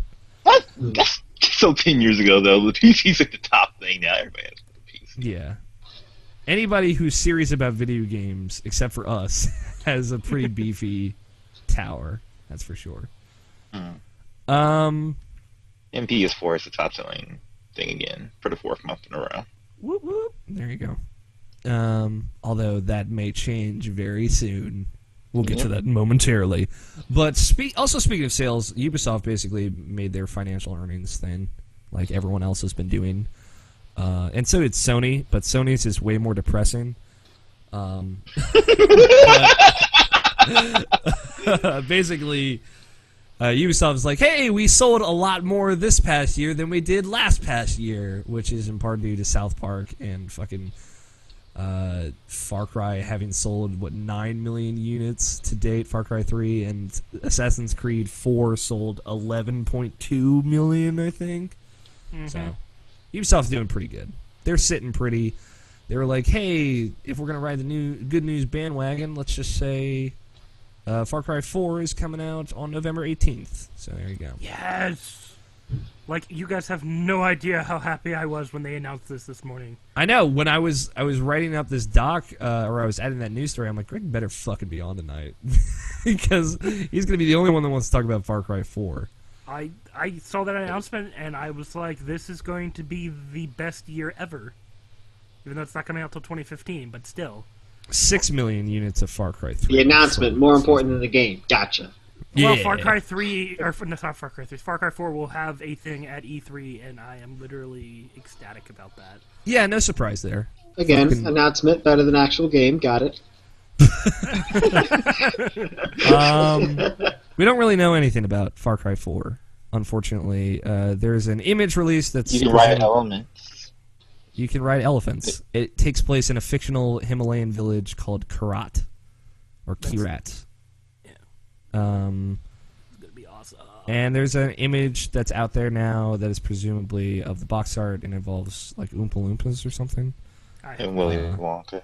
And Willy Wonka. No, it involves a blonde guy in a pink jacket and pants combo. Also Timmy Turner. Timmy Turner, the main antagonist of Far Cry 4. He looks like the bad guy, but he looks like a different kind of bad guy, which is good. It's gonna be really interesting. So, Nabashin, where are you at on this? You loved Far Cry 3. So how are you feeling? Love is too strong. Okay, you thoroughly enjoyed Far Cry 3. Yes. So where are you at with this as being someone who like saw Far Cry 3 and was like, that looks awesome, and then it was awesome? Well, I haven't seen anything for this game, so I can't really say anything. That's the difference. So they built up... The E3 showing of Far Cry 3, where show you like stabbing the tiger, and then like you go into the stupid dream state and you see boss and all that crazy shit. That's what got me excited, and that because it looked like I said, like every time I talked about that E3 show of Far Cry 3, I was like, oh, it looks like Crank the video game. I love Crank. Crank is a fantastic movie that nobody watched apparently, but it just looks so fucking crazy, batshit insane that and that's more or less what I got from the game in general. Like it was so open and so free, and like the gameplay was just super fun and super satisfying that I enjoyed it immensely when it came out. It kind of died for me like after I beat it though, so that was a thing. But like and it's not really something. I don't know, like Far Cry, the name doesn't really hold weight for me. It's just more of what can they show me as far as the gameplay for a guy who doesn't really enjoy first-person shooters. Like if it's pretty much more of that type of gameplay, I don't know if I'll be that much more interested in it because, like, you know, Far Cry 3 Blood Dragon, I enjoyed it for that little bit, and I still haven't beaten it yet. I didn't even went back to it, so it's just a matter of like hopefully they'll just do something that'll like get me more enticed with it again. So we'll see what happens with that. Yeah, the big question is if they've built any kind of loyalty to that brand. I guess not yet. Yeah, hopefully it is just more Far Cry 3. I'd be okay with that. I cannot wait to see how big those maps are going to be on PS4. It's going to look so What about you, Alex? Far Cry 3 didn't last for you. Totally indifferent about Far Cry 4. Could not care less right now. I'm totally way more open to the idea of being blown away by it because I loved Far Cry 3. I played a good 15 hours of it and then just put it down. We parted ways, and I had a great time with it while I played it. So if I see something like Far Cry 3's press conference last year or press showing a couple years ago, or a Naked Woman, no, Naked Woman does not a good game make. But if I see something like that, I'll be like, oh, I can expect more Far Cry 3 from this game. Far Cry 3 best moment, still burning the weed field while listening to Skrillex. It was pretty good, I'll say. Although that mission overall kind of sucks. A little bit, but it's still, just that music makes it way better. Yeah, the music was awesome. Yeah, I mean, it's like just indifferent right now. I like you, I guess. I don't really hold any loyalty to the Far Cry name. Although I didn't either until 3. Yeah, I did really like Blood Dragon. That's for sure. And Blood Dragon's awesome. So yeah, I'm ready to be impressed. I want to see what it looks like on PS4 and Xbox One. That's for sure. What if Far Cry 4 was Fry Card? Fry Card. Thanks. What was Far Cry 4 just more Blood Dragon? That would be great. It's an entire Blood Dragon. A giant Blood Dragon, except you get to ride cyber dragons. Cyber dragons, cyber elephants. I'm on board. Cyber pigs, man. But yeah, like if I find out there's any Skrillex in the soundtrack, I'll probably be more interested. There you go. Sure. Yeah, we don't know much right now. Greg, you're obviously very excited. Mm-hmm. The prospect of riding an elephant probably gets you pretty pumped. Yeah. PlayStation Now. Double fantasies are finally coming true. PlayStation Now is allegedly launching with quote hundreds of titles. It's much better, catch y'all. I'm not allowed to talk about it anymore. PlayStation Now, it's the streaming service, right? Correct. Okay. Yeah. Do you think they'll launch with a bunch of games? Launch? Yes. Well, literally, if they launch, well, quote unquote, 100 games, it'll be literally 200. I don't think it'll be like that. Yeah, but I'm skeptical, but like, I don't know. Like, hopefully, that's mostly what I was gonna say is hopefully. Yeah, I'm optimistic, I think, but I don't really see too much. I don't know. I really don't know. I think what I would want is a wide selection of games. Like, if you're gonna launch with hundreds of games or 100 games, have a good chunk be PS3, good chunk be PS1, and some be PS2. Have that thing that you said, like, hey, you're gonna be able to play past, and present PlayStation games on this service. So show us the variety, show us the full spectrum, and I will be more excited. That's for sure. I mean, like, how do you feel about the current digital stuff that you can get for PS1, PS1, PS2, and PS3 as far as like on the PlayStation 3 store? I don't think it's good. Like, yeah, it's substantial, but like, I don't know. It doesn't seem like it has like everything, or like at least the amount of the stuff that you would want. I don't know. Like, it's kind of weird. Like I will say, like, it's kind of hard to explain because I'm thinking about like stuff like I don't know, like Okami. Like, I know it was on PS3 as far as like the HD version, but like that's like the original version's not on there, or something like a Beautiful Joe, or even fucking like Mr. Mosquito. So I'm just saying, it's just something abstract being on there. Like, I don't know if they can actually like pull that off, or at least at launch, I should say. Yeah, I mean that's the question. But I mean we'll have to wait and see. It's like I'm kind of surprised that a lot of PS1 classics are on the PlayStation Store at all. Like Tomba is on there, which I'm an evangelist for Tomba, yes, but still seeing it appear as a game that I didn't, no one really talks about or remembers fondly, to my knowledge. It's nice, and seeing fucking Alundra up there. Alundra is awesome. It's a great game, but it's kind of a cult classic. It's always been regarded as such. So seeing it up there is really cool. So maybe they'll actually pull out those niche stuff. They've done it for the store in general, and hopefully bringing it over to PlayStation Now isn't a huge labor. So, all right, Scott, are you indifferent on PlayStation Now? Completely. Okay, PlayStation eventually. PlayStation, whenever. Whatever. Not now, but whenever, All right, let's get to the big news of the week. Microsoft, fucking loading up the gun already. They are cutting off the leg before we even a month out from E3. They have announced that starting on June 9th, which is the same day as their E3 press conference, the Xbox One will be available without the Kinect for $399 US, which That's is probably a good thing. which is probably a good thing for Microsoft. It's a big deal. They also announced that starting sometime in June, I believe it's June 9th, but I'm not sure, that they will be removing the Xbox Live Gold paywall required to use streaming services like Hulu and Netflix, which is good. Another good thing. So fucking Phil Spencer shows up, he starts cracking the whip and saying like, "Nah, we got to do it this way." All right, Nabishin, lay it on me. What do you think? As far as removing the paywall, like it's good that they did it, but I don't feel like you should be congratulated for something you should have done to begin with, type of thing. And your camera fell again, dude. I know, I saw it. I'll fix it. I watched it happen. Okay.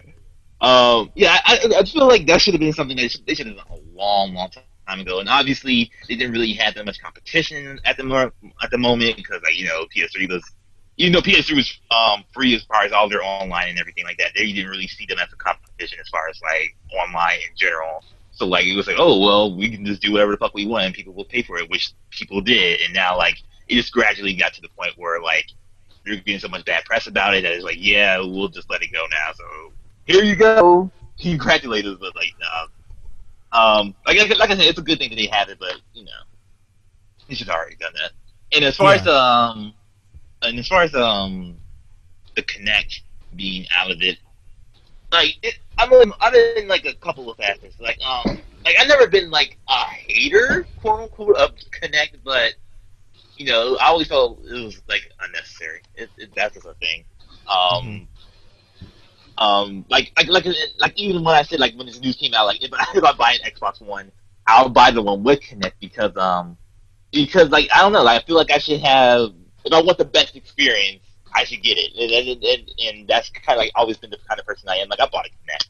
I think about it twice. I bought one for my nephew, bought one for my best friend. But like yeah, like with like the thing that I think the biggest thing about like the Kinect that really why they're taking out the Kinect is like mostly because it's mostly just on Microsoft themselves. They haven't really supported it like as much as like for real, like how many Kinect games even came out for that game? It came out for that system like since once. Like it's Kinect Sports Rivals, and that's about it. And like anytime any other like Kinect worthy like any Kinect integrated like feature is just like pretty much like what's shaking your controller in Dead Rising 3 to get stuff off of you, or just saying like just to launch stuff. So, like the voice control is like is where it's at for the Kinect, and like honestly, can't you just put that in the microphone now? It's like if it's that big of if that's so much of a feature, and since we have a microphone in every Xbox One, they should just at least do that. But like all in all, like it's a good thing, but like I don't know, like I still feel they should still have it. Like I don't know, I'm in like an impasse right here. Like cause like with the Kinect gone now, like all that GPU that they were using for the Kinect, they can like actually put into the Xbox One, so like it'll be actually more powerful now. So now it won't have these stupid fucking issues like PS4 is 1080 and Xbox is like 900p, some stupid BS like that. Now they can actually rival. Hopefully they'll use the extra power without connected rival what they have. But like games like Fantasia Music Evolved, that game's fucking almost done because of that now. It's just I don't know. It's just a weird situation that it's in right now. Yeah, it's it's the reverse of the Xbox 360 audience, where it was like when they introduced the Kinect, that's when they started splintering the audience. But now they're taking out the Kinect, and you can basically guarantee that thing's going to become shelf space, and they're splintering the audience from here out. So for games like Fantasia Music Evolved, which is one of two Kinect games that I know are coming to the Xbox One that aren't out yet, the other being D4, which apparently has controller support anyway. Yeah, it's controller support since the beginning, but yeah. Okay. they don't exactly flaunt that information, so. But it just means that Fantasia, for example, can only sell so well now. Yeah. And I think that's just kind of like a depressing idea. I think it was exciting to develop Kinect games for the Xbox One because every system has it. Every person that owns that system is a possible buyer for your Kinect-enabled game. So, and pretty much, if you have a demo for the game, it's kind of like a why not type of situation. Like, oh, why not download it and just see what it's like, even if it's like kind of shitty or just like fun for a moment. You might actually like it or something like that, or even like a fucking indie title, like an indie title using Kinect, like, and that's the funny thing too. They're now bringing out all their indie developers. Stuff like Soda Drinker Pro has Kinect support and shit like that, and it's like, guys are just splintering the market. This is going to be even like that. Like, why would an indie developer other than just do something different with Kinect? Like, why would they even make a game with Kinect in it? I don't know. It's kind of a weird situation they're in. I keep talking. I'm curious to hear what you think, Scott and Greg. Scott, do you have any thoughts on them taking the Kinect out? No, not really. I'm a little surprised that they started with it bundled, and a little surprised at the same time. No, Mm-hmm. you know what I mean? Yeah. Doesn't all the voice commands work via Kinect? Yeah, only via Kinect, not through the microphone. Yeah, that's what I thought. So it's like, It's a bummer. I don't see why you would pick up an Xbox One without one. It's because it's $100 cheaper. That's why. Yeah, but why are you picking up an Xbox One without one? 'Cause Why are you choosing Xbox One at this point? Because you know. Yeah, that's actually a really good point. Like, out of the two, why are you choosing Xbox One without a Kinect? That's You have so much less of a reason now that you take away the Kinect. Yeah, that's actually a really insightful way to put it. That kind of leads into my point. I wrote an article, like I mentioned earlier, called Microsoft Primed and Ready. And I think they've set themselves up to totally start winning back some of their lost ground. Again, very minimal lost ground. They're doing excellently. But they need to, be fucking ready and raring to go this holiday to kind of get neck and neck or even surpass PS4. And I think they can do that now, just objectively, because they are now in parity with price, and with this added power, they could be in parity in performance, or at least closer. So the stupid 1080p, 720p news stories that are popping up on N4G every fucking day. If I have to read about Watch Dogs' frame rate and resolution one more time, I'll fucking flip shits. But because I still don't think that is an important news story anymore. It should be like it runs at a lower resolution on Xbox One. There, that's it. I don't care what resolution it is, unless it's sub 720, and I know it never will be. I care about frame rate, but who is fucking going and reading that news story? Not the general people. Anyway, that's a tangent, but Microsoft is set up with this parity and price point to really knock it out of the park with software, because they did that last year. They fucking showed off Titanfall and Sunset Overdrive and Below and a bunch of other cool stuff at their press conference last year. And now they can show those things in gameplay form, as well as whatever they've been cooking up, which I'm sure they've been cooking up something fucking awesome, because Microsoft did so well last year that I have nothing but faith in them for this year's press conference. If they can give a software reason why you should choose the Xbox One instead of the PS4 at E3, then I think they'll do really well this year. I think they'll do really well this year anyway, but I think they'll do even better. So and the thing about the way the Xbox One released, there was without a doubt Xbox One had the better games because Killer Instinct, Dead Rising 3, and a bunch of others. I wouldn't go that far. I mean, as far as I guess quote unquote AAA release games at first, when it first released. But I think with the PS4, as far as that release, it gave you a more consistent and I guess, different varieties of like different types of games to play, and they give you on a consistent basis. While like Xbox pretty much does do their load at first, and then like wait 3 months, then it's Titanfall, and then they kind of have nothing else anymore right now. So it's just kind of like a weird like a situation for that. Yeah, I mean, like I was impressed by the Xbox One launch lineup, like leading up to it as well. But I've played Dead Rising 3 since then, and I've seen how it plays, and it just does not play as well as I wanted it to. But like Killer Instinct's hot, and Resogun's hot. And as far as I'm concerned, those are the two games on either platform that were really good at launch. But yeah, they've like kind of fizzled out at this point. You know, there hasn't been a single Xbox Live Arcade release up until this past week of Super Time Force. Yeah, well, the last one like Pickle 2, and that was Pickle like 2 in December. And to be fair, there haven't been a lot of games on Xbox One and PS4 in general, but still. PS4 just kind of being like, here, January's Don't Starve, February's Outlast, March's, whatever March's game was.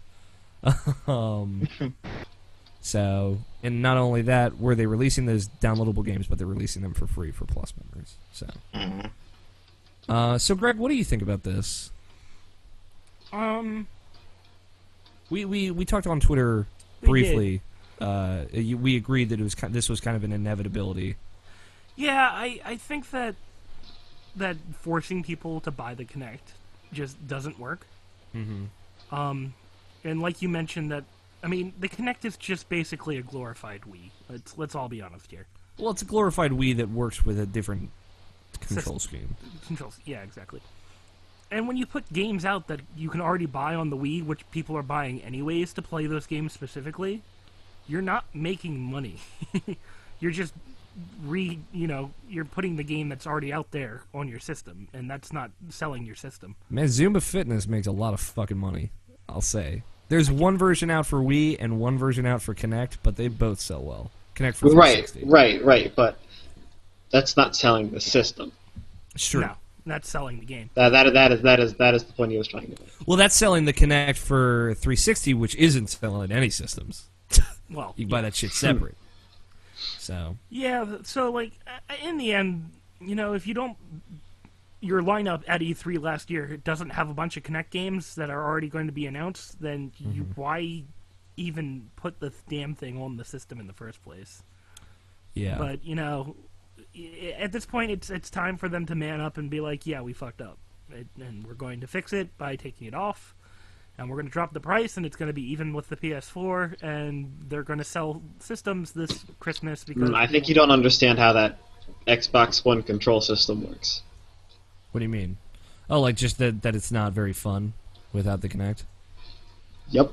Yeah, I mean... I can see that. That's a problem, but I'm sure I'm confident, I won't say I'm sure, I'm confident that they'll unveil a dashboard update that might amend I'm with that. Alex on that one.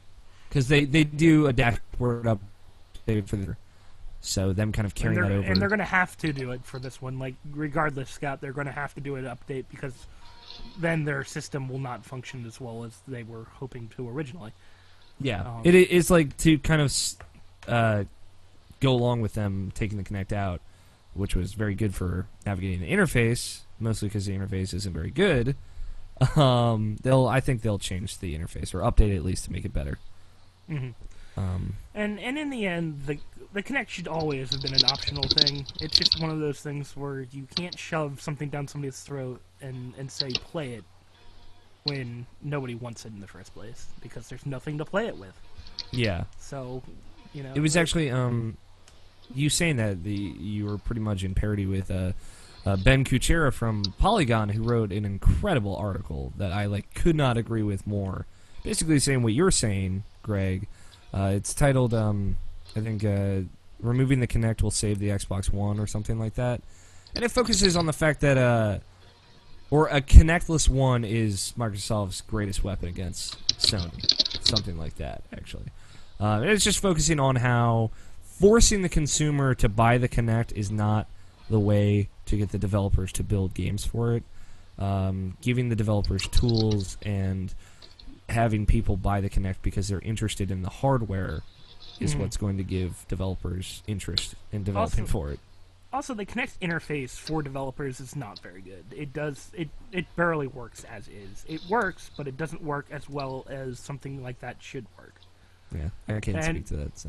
And that's why a lot of games that come out with it they don't use them, because why use a crappy piece of equipment to build your game on? Why build with a crappy dev kit when you can just forgo adding I was that? looking for the name of what I should call it. Yeah. Exactly. When it barely works as is. So, I mean, again, if it's just a fancy mic, it's a fancy mic, but don't put my video camera on my fancy mic. Like I said, I said this in my article, and I've been saying it on Twitter all week. I love my Kinect. I would not want an Xbox One without it.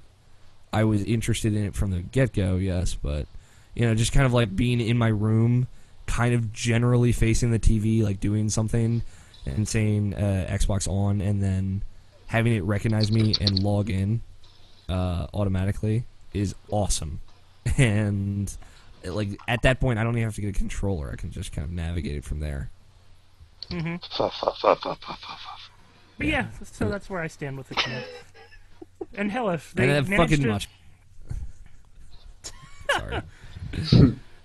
But hell, if they... Excuse me. If they manage to catch up on Sony, I mean, I'm okay with that. I mean, Sony, I'm still going to say, is superior, but that's because I'm a PlayStation elitist. Go figure. Go figure. But, I mean, competition's competition, and hell, Nintendo's not catching up anytime soon, so... Yeah, that's the sad reality of it. Single tear went down Harold's face. Yes, Harold Summers just fuck this great kid. Yeah, no, I agree with you, 100%, Greg. But to Scott's points earlier, like, what's gonna make buying the Xbox One more valuable than buying the PS4 at this moment? And I guess what, like, I don't think Halo 5 is coming out this year. That's been rumored to come out maybe next year. So that's probably one of their biggest shifts. I mean, unless that comes out this year, then, whatever. Then, yeah, Xbox One's going to, I think, will overtake PS4. But, like, what's the thing that's going to, like, bring them over for this year, we'll say? It's going to be a game that exceeds anything that the PlayStation's made so far. It's got to be something that is a brand new IP that exceeds anything, like Halo. I mean, I know Halo's not new, but when Halo came out, it sold systems. Why? Because it was new, it was refreshing, and people loved the shit out of it. Well, that, and it revolutionized how it introduced twin-stick shooter controls. Yeah, exactly. They need to do, if they want to do that, to sell more Xbox Ones, build a game that nobody's even heard of. Keep it in the dark completely for as long as you can, and release it and say, this is revolutionary. And then people will buy your system. I mean, that's kind of like. I think that's what we were in on Titanfall, though, more or less. Yeah, but Titanfall was kind of like announced, and then people really thought it was cool, but it's not revolutionary. But Titanfall did sell a lot of systems. Let's be real here. Yeah, no, I'm not saying that it didn't. I'm just saying that it wasn't revolutionary. It's just it's a first-person shooter with mechs. I mean, that's what it is. It's. Yeah, I mean, to an extent, that's kind of a negative way to look at it. Well, I'm not trying to be negative. But... I know that wasn't the right word. That's reductive. There we go. But like, I think that's what you're saying, Greg, of like this kind of revolutionizing first-person shooter. I think that's not what they need right now. That's something they're going to need 3 years down the line when we're. Well, I'm not even saying just a first-person shooter. Make a game. I don't know why I said first-person shooter. A revolutionary game of some kind that redefines the genre or software or something. The software. Because like what I'm thinking right now is like for third-party games, the only thing they can get is exclusive DLC, and exclusive DLC is going to last about a month. This is just the way we are right now. We can't get exclusive for anything as far as that. So it's got to be a first-party type of thing, something that's first-party, and I think it's got to be like a Halo or Gears. Like that's the thing that's going to like.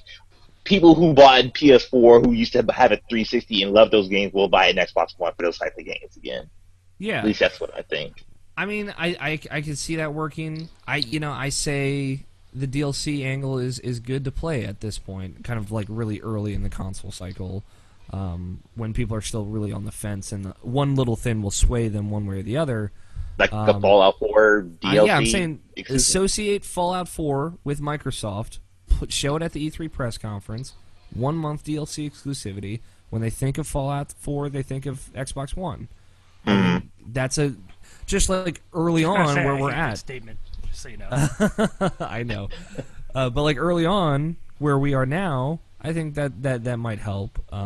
Like we kind of discussed before, I don't really think DLC exclusivity sells consoles. But I think it definitely can help at this point early in the game. But yeah, I mean, just show us the new IPs that. I mean, they got 2 fantastic sounding new IPs exclusive to their system: Quantum Break and Sunset Overdrive. Both of those games sound awesome. Sunset Overdrive looks awesome. You know, it's got a big name like Insomniac behind it. People are interested in those games. Just show them again. And show them why you want an Xbox One, which is always, you know, the games that you can get there. So, I think they're going to push games this E3. I think it's going to be fucking no bullshit. There will be TV stuff there, but it'll be way less of it, kind of like they did last year. And they're just going to be like, fucking, these are the games that you want. And we're going to show you a bunch of them. We're going to show you the new Fable game. We're going to tease the new Halo game. We're going to show you Quantum Break. We're going to show you Sunset Overdrive. Like, that's why I say I'm very confident that Microsoft is going to dominate E3. Yeah. Because I'll put money on that. I'm excited for Sony stuff. Don't get me wrong, but like, the Order sounds pretty generic to me. I'm not really pumped for that. I'm sure they've got something new that I'm going to be like, oh, that's awesome, that I don't know about yet. But until I kind of have more of an idea of that or see it, they might show Kingdom Hearts 3. They might like show a teaser trailer for that or something. But that's still not going to be coming out this year. So it's just like I watch them push that date to 16. Watch them do it. I would totally believe it. I don't think they will. I think they can make 2015, but since it seems like they've got the engine. Not down. Kingdom Hearts. Kingdom Hearts 3. Final Fantasy 15, yes. I don't think like 15 on 15. Yeah, Final Fantasy 15. It's like the question is which one of those 2 are they going to push out first? They're not. It's Final Fantasy 15. Yeah, it's 100% right. that. I forgot about that fucking game. God damn it! Always giving away my Kingdom Hearts until I die. I bet I'm gonna die in December 2015. I'm calling it now. I'll die before I know the Kingdom Hearts 3 release date.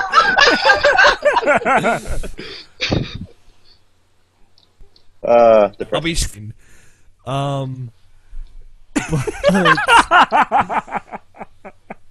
But like, yeah, Not gonna lie, if that happens, that's depressing. Yeah, a little bit. At least I have an idea of things I'll see at Microsoft press conference that I know I'm already excited for. The Quantum Break, Sunset Overdrive. I'm already pretty much sold on those games, and probably this Fable game actually sounds interesting for once. So I'm already curious about that. But like the only thing I know is going to be at Sony is probably Final Fantasy 15, which I again don't think is coming out this year, and the Order, which I could. Dude, if it's not coming out this year, then you know Kingdom Hearts ain't coming out in 2015. I know. Like I said, I forgot about that fucking game, but because they haven't said anything on it. But yeah, I don't know. Microsoft is. I'm fucking pumped, man. Whatever. I think both press conferences are going to be amazing. So whatever. How about the RE3 prediction show? We can do that to like the week before. So I was actually going to say we're going to do E3 predictions next week, just so I know they are out. The week I might not be on. Well, you know what? Fucking find out. We're having a special guest on. Well, not a special guest. We're having a guest on. I think he's a special guest. See, now I hope he doesn't listen to this because say, well, I'm not fucking special. We're having a special guest on next week to talk about E3 predictions. But yeah, we'll do that next week. Hopefully, Nabishin will be there. If not, we'll have him like send a voicemail in of his fucking E3 predictions. Of course you will. I'll dock it up for us. They'll make it all nice and pretty. Good, because like we're skipping the week after next, and then the week after that is just the Friday before E3. and then the show won't come out till Tuesday. So Right, I want to make sure these E3 predictions are out there. You can listen to them. So we're doing them next week. If you have any predictions, call us 404-590-1337 or email us mailsack@irrationalpassions.com. We'd love to read them. Or tweet us at IrrationalPod. But anything else to say about Microsoft? Nope. I'm excited. Stoked, man. Fucking Battlezone. Also, just to put it out there, did not think they were going to do this. I did not think at all that they were going to do this. Yep. At least not right now. Yeah, I'm with you. I'm 100% with you. I was thinking like maybe like God, I don't even know what I was thinking. I just didn't think they would. I just didn't think they would do because like everybody was talking about it, and it's like yeah, like the same way you said it was going to be subsidized Xbox One, and that never fucking happened. But I don't know. I thought they were going to stick to their guns, but oh well. I guess competition is a good thing. Yeah, like it's understandable. Like I thought that this was going to happen at some point. Yeah.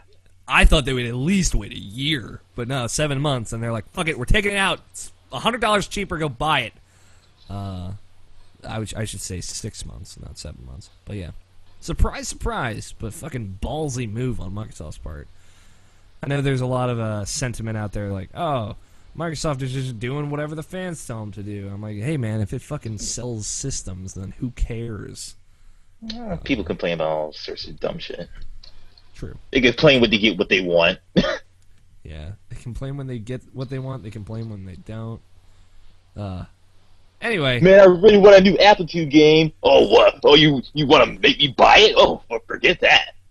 I have to control shit Kickstarter. Fuck this. I know what John Drake to swim in money. I don't know what John Drake's gonna do with this money. Buy another pillow of himself. That pillow was amazing, by the way. I got to see it right up close, and holy shit. Anyway. Greg got news. Greg, you have news? I Yeah, do that's have right. news. The fucking other news. Tom Clancy's The Division is delayed to 2015. And they said in the article that they're delaying it because they want to have quality instead of pulling a Battlefield 4. That's what Ubisoft always says. Yeah, they know. But The Division, I haven't seen much of it since E3. They put out a little thing about it, like explaining the new engine and everything that they're using, and I was like, oh, that's really cool. I'm really interested to see what this game's going to be, because the way that multiplayer sounds and how it's just incorporated into the story mode and how you can have, like, 3 of your friends or whatever just be, like, in your squad with you, and then you can, like, do, like, a multiplayer, like, event just in the middle dynamically change into a multiplayer event, yeah. Oh my god, multiplayer! Yeah, I'm curious to see how much that that fucking tech demo plays into this. Because that was really cool. When they yeah, did that was like, this is going to be probably my favorite game when it comes out, because that game looks like it has the most replayability, or it could just go on forever, and I'm okay with that. Yeah, it was definitely a very ambitious. It's like DayZ meets the future, and in the future you can just like randomly attack different people. Meets New York City. But like when I saw this, the cover, the header of this news story, I was like, oh wait, people still thought that was coming out this year? That's the first thing that popped in my head. I knew that this game was not going to come out anytime soon. Yeah. I could tell you that much. When the E3 demo looked really ambitious, I'm like, this has got to be at least like 1% of the game. Yeah, it was just like they hadn't said anything about it. Like they weren't even showing like a theater demo at PAX or something, which they'll usually do if it was going to come out this year. No, this game has been under lock ever since E3, and I doubt that we'll see anything of it until probably the month before release. Yeah, I'm sure we'll see some E3, something like of this at Ubisoft's press conference. Oh no, they've already announced that they'll be showing another thing off at E3.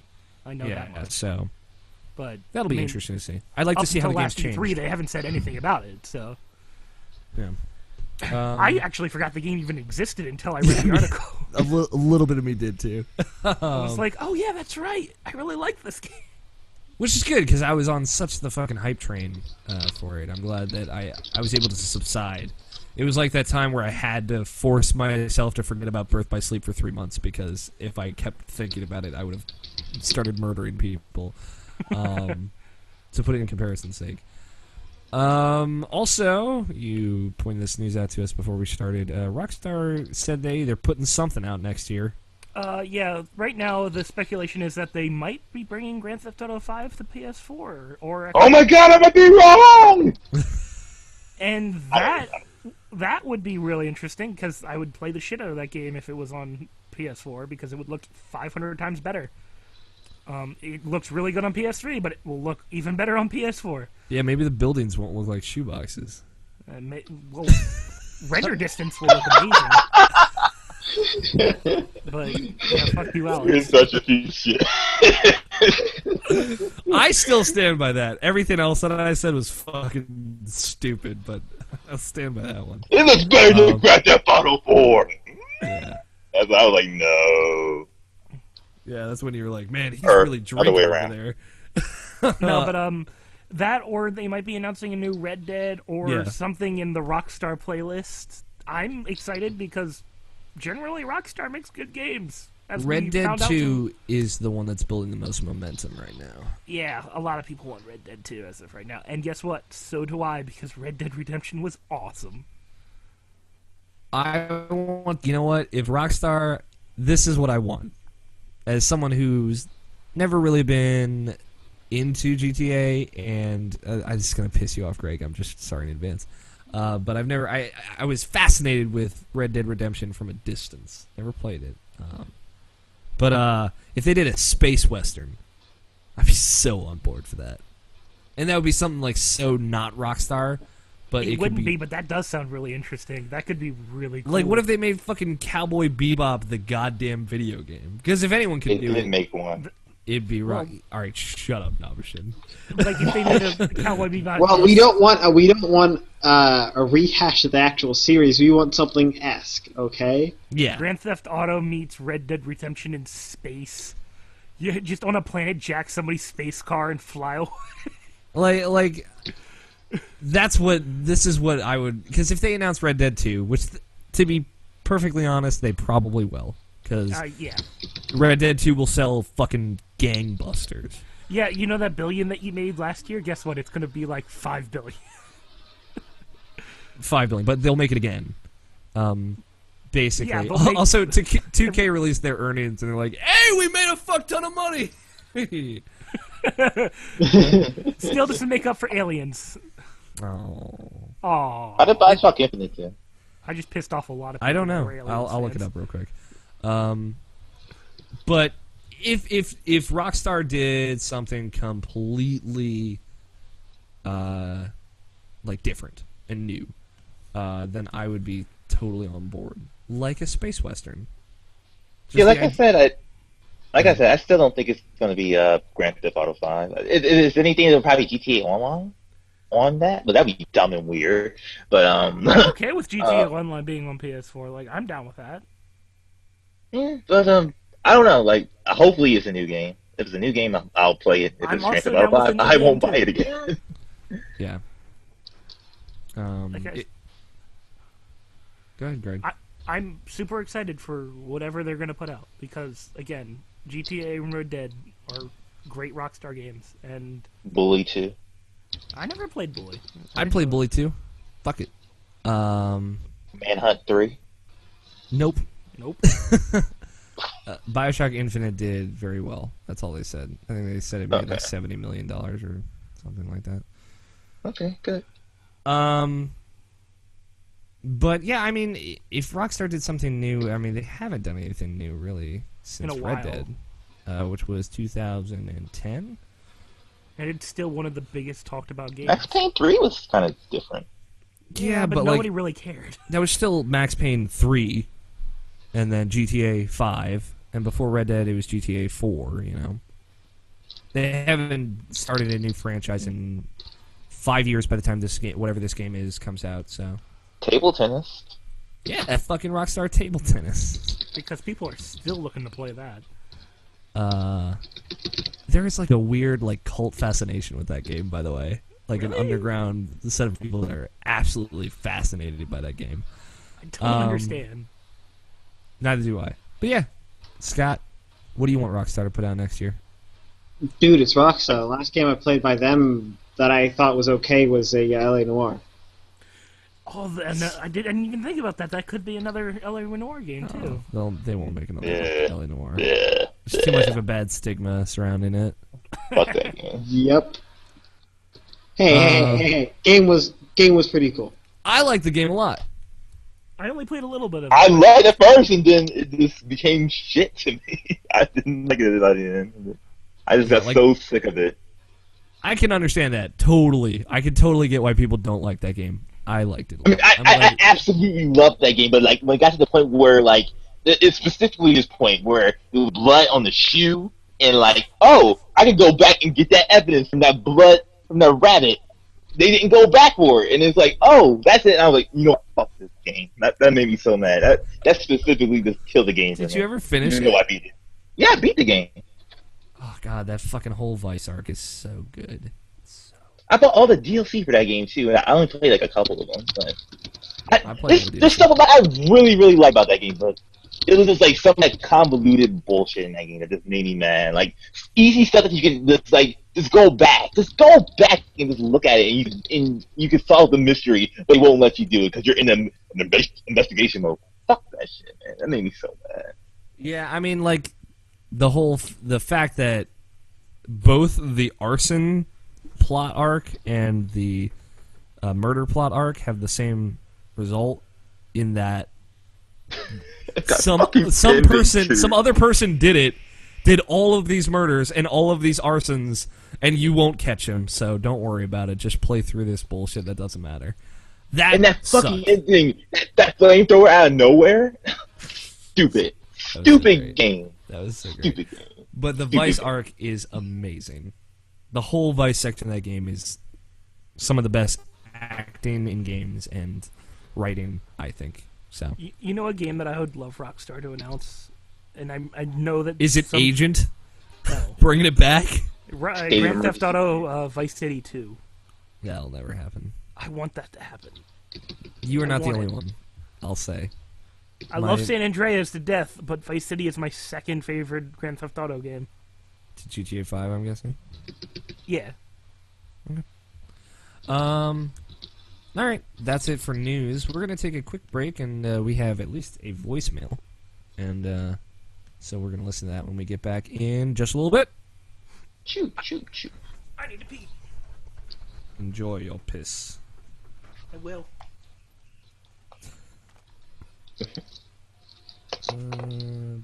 Craig had just the biggest smile on his face when he starts peeing. He's like, oh, this is the fucking best. What are you playing, Scott, and or typing? Are you studying? Me? No, my school is done. Okay, thank you. I was trying to remember what Rockstar was for the longest, everything that they did for the longest time, because I was like, didn't they do that one game? No, that game was done by somebody else. Didn't they do this game? No, that game was done by somebody else.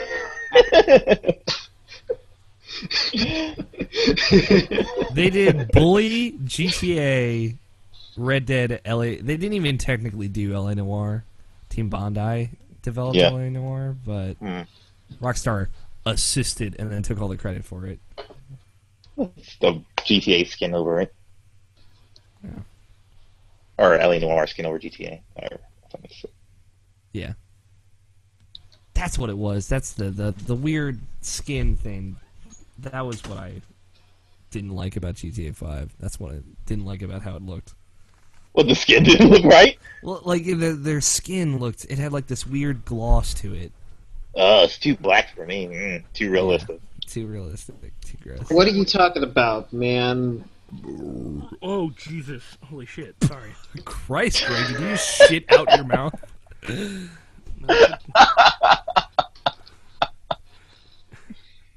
I laid down on my stomach and all I could feel was a burp.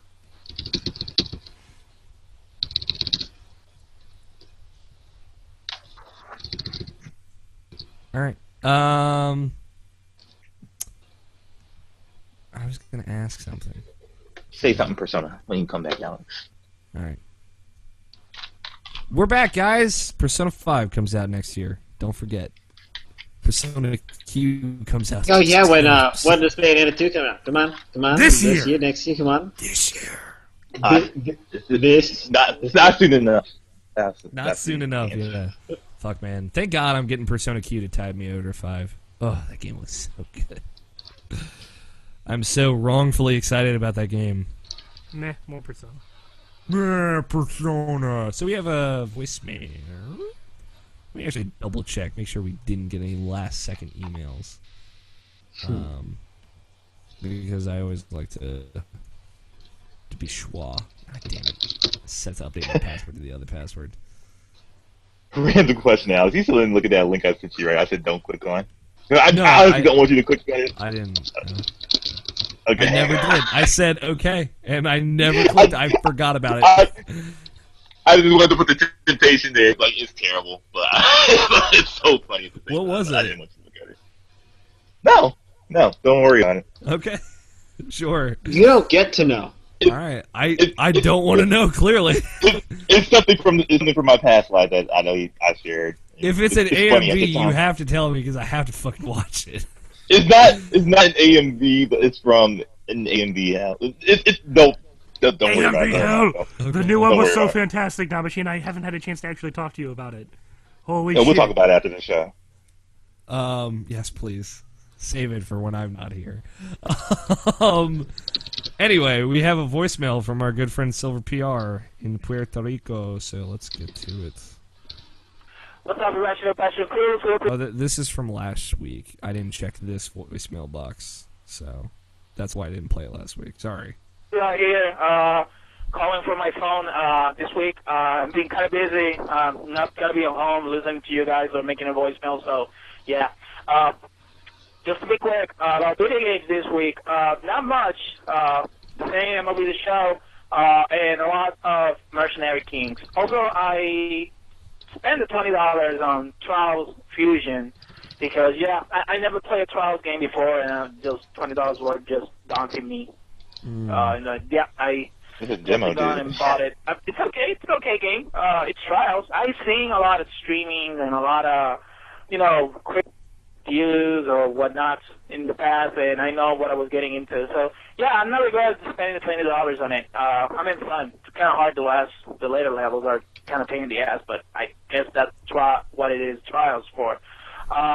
And nothing much. I'm not going to go into tangents. I know that next week, a lot of people are not saying it, but I go to know the fact that E3 Media Week, or whatever they want to call it, that they showcase a lot of the games that, they're still going to be kept secret for, for the next 4 weeks, are going to be showcasing, closed doors with all these media people that are going to start voting to the best show, whatever. So, yeah, now that, E3 is getting close, what will be your predictions? I will not tell you mine because, I will go wrong and the voicemail will cut off. So perhaps I'll give you mine predictions for E3 very soon, a couple of weeks. So, yeah. And that will be all, guys. Sorry for a quick one. I know you guys had a lot of fun with my voicemail, and you guys killed me last week. Just saying. But I love you guys. Anyway, so we are signing out. Thank you, Silver PR. Well, obviously, we're going to be withholding our predictions just a little bit longer. It sounds like you are too. Yeah. Let's reiterate predictions next week. It is E3 Judges Week, is what you were looking for, I think. For those unfamiliar, it's when select members of each large outlet kind of go and play all of the major games from E3 3 weeks ahead of time. And then they can write their previews and have them ready to go. And usually the embargo. Yeah, that's good. The embargo for all those specific Judges Week previews are set to after E3. So there you go. It's interesting. It's a very interesting thing. I didn't know about E3 Judges Week until I started listening to podcasts. Even though I'd watched E3 for 3 years at that point. Yeah, it's kind of like a clever thing. It's like, hey, before you're fucking stressing out, sweating your balls off on the E3 showroom floor, here's 3 weeks ahead of time. Come see all the games, write your previews. They're all the major stuff, and write your previews, and then send them out. So, Here's a question for you. What was your first E3 that you saw? 2008, I believe. It was a quality one. It Which one was that? some drumming on the hands of Nintendo, I believe. Was that one? Oh, okay. Oh god, that was the the maybe never E3 Nintendo E3 press conference when Cammy came out and she's like, some gamers will definitely play video games. Some people will never play video games. Oh, And yeah. some people maybe will play video games. And then that whole fucking giant bomb skit is just incredible. I don't think I've seen that. Oh my goodness. I'll send it to you. Link it to me. Yeah, please. After this. It's Um, so funny. God, I'm trying to remember my first E3. I remember one of the sticks in my head. I know like Mag was the first thing I remember. That's the first thing that popped in my mind first. Like the oldest thing I remember. So I remember them showing off Mag and this was like 256 players. I'm like, oh, okay, I guess that's interesting. I think I remember seeing. No, I don't think I see the God of War 3 trailer on that one. Maybe I did. I can't remember. But yeah, that's the only one. The whatever the year Mag was announced. That's the E3 that's my first E3. I How went about you, back and Craig? watched all the 2006 stuff, to be fair. I'm going to put it out there. Cause Oh, I done that one. Yeah. I saw that one where Reggie was actually had swagger back then. He was like, Oh, yeah. he was cussing like, oh yeah, the GameCube is here, is badass. Like, I got Nintendo DS right here in my pocket. Metroid Prime Oh! 2, suck a dick! And I'm like, whoa, Reggie! Yeah, no, it was awesome. Greg, when was the first E3 you watched? Oh, it's been forever. I don't really remember all that well. I just remember the first time I ever saw E3's G4 had like commercials for it, like, hey, watch this. And I was like, okay. And I watched it and I was like, what is this? Yeah, right? I remember that moment. I don't understand what this is. And then I realized, like, a few months or like a few years later that, oh, this is a big deal. Yeah, if you want to hear about Christmas in July, this is about as close as we'll ever get for me. Yeah. Christmas so, in June. Holy shit, I fucking lost my mind when I first watched E3. yeah. So that's kind of how I was. I was like, oh, this is about games that are coming out. Do you remember what year it was? Oh, it was a year where X-Play, or not X-Play, but like the guys at G4, wow, I can't speak, still did skits in between shows. Or, That was a couple years, yeah. So I couldn't narrow that down. Probably around 2009 or 2010. I just sent a link of the history of the E3 and might help out to find out what it was. Let's see. G4 used to do the best skits during E3, and then they stopped. They did some pretty good stuff. It Bullshit. wasn't too. Yeah, So mine was 2008.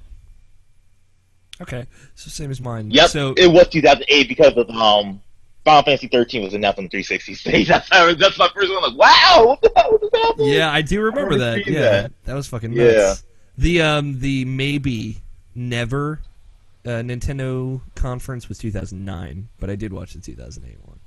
Oh, Yeah, because it had the fucking Wii Music demo. Oh my goodness, yeah. that was a sight to behold. Wow, back in 2008 was when Pikmin was like announced, like it was confirmed that was coming, and then it come like 5 years later. Quote, a new Pikmin game was confirmed. In that Miyamoto said during like a media briefing after the press conference. Yeah. Like, I would love to do a new Pikmin game. It's like, all right, new Pikmin, it's happening. That is how they confirmed Rock Band 4, just for reference. That was when they announced Animal Crossing City Folk and The Conduit first-person shooter for Wii. So, holy fuck. It's hard to believe it was 6 years ago. Whew. Yeah. But yeah, the Sony press conference showed off Resistance 2 that year and Quest for Booty. I remember that Quest for Booty demo that they did was fucking awesome. Yeah. And then I bought it day one, and that game Yep. is fucking awesome. So, Yep. I Yeah. think my first E3 was when they first announced the PlayStation 3. 2006? Wow, great. Shit. That's old school. That's like that specific Sony press conference is so interesting in that, like, once you start watching, it's like you really can't stop watching that conference until it's over. It's Not like, Machine posted the wiki, and I started looking at it. I'm like, oh yeah, I remember this. yeah, it's just like that conference is so bad. Like, they go into such a fucking crazy place. It's because when they announced the PS3, I literally was like, wait, this is a thing? Yeah. And it was weird. So you guys are a TV? Wait, it can talk to my refrigerator? Why is this digital version of Doc Ock so compelling? Oh, God, Cell Processor had the best shit. And then they started showing those goddamn PlayStation 3 ads. The baby in the white room and the... Oh, yeah, those. Christ, man. You got anything, Scott? Scott, when was the first E3 you watched? I don't remember. I watched bits and pieces of a lot of these, and I'm talking from a long time ago. Mm-hmm. Of course, not from the start, but I'm talking about... I remember looking at Half-Life. Yeah. And I'm like, this is 1997. I don't remember much other from that, but I do remember a bit of Half-Life. And I was like... Scott saw Half-Life, Half-Life 3 confirmed. Nice. And then, skipping a few years past, I think I watched a bit in 2000. Was it 2001? Yeah, that's when they should... 2000 was when they should have Metal Gear Solid 2, and people were like, whoa! I think it was 2001 with the Jet Set Radio Future Man. Super Smash Bros. Melee, Super Mario Sunshine was 2001. God damn it, Nintendo fucking Wii Zapper. Your fucking peripheral and only had 2 games. No, 1 game. It's Link Crossbow Training, and that's it. Played the shit out of Link's Crossbow Training. I played like 13 hours of that game when there's about 15 minutes of content. I don't know how. Yeah, E3 is a lovely thing. I love E3, especially like the last 2 that we've done as IP, especially last year. Other than the fact that last year my hall was the Nile River. Yeah, fuck you, Alex. Because that was my fucking fault. And the problem was, like, the hallway was so wet, so none of us wanted to leave my room. So it just started getting excessively hot in my room. Oh, yeah. Just fucking blowing the door. And basically at the end of the Sony press conference, and we're all like pre-ordering our PS4s and whatnot, and we're all trying to say all of our things, like trying to get our thoughts out there. I'm like, all right, fuck it, we have to stop. I'm about to die of heat stroke. and it was so hot in the room, and the fucking wet in the hallway was evaporating, and it became humid in our apartment, and it turned into this fucking jungle-like environment. Not our fault that your floor wanted to consume socks. No, it wasn't. Everyone had fucking wet socks. It was so gross. God, I gotta watch that tonight. Then I'm probably gonna watch I've been thinking about going back and watching all of our stuff.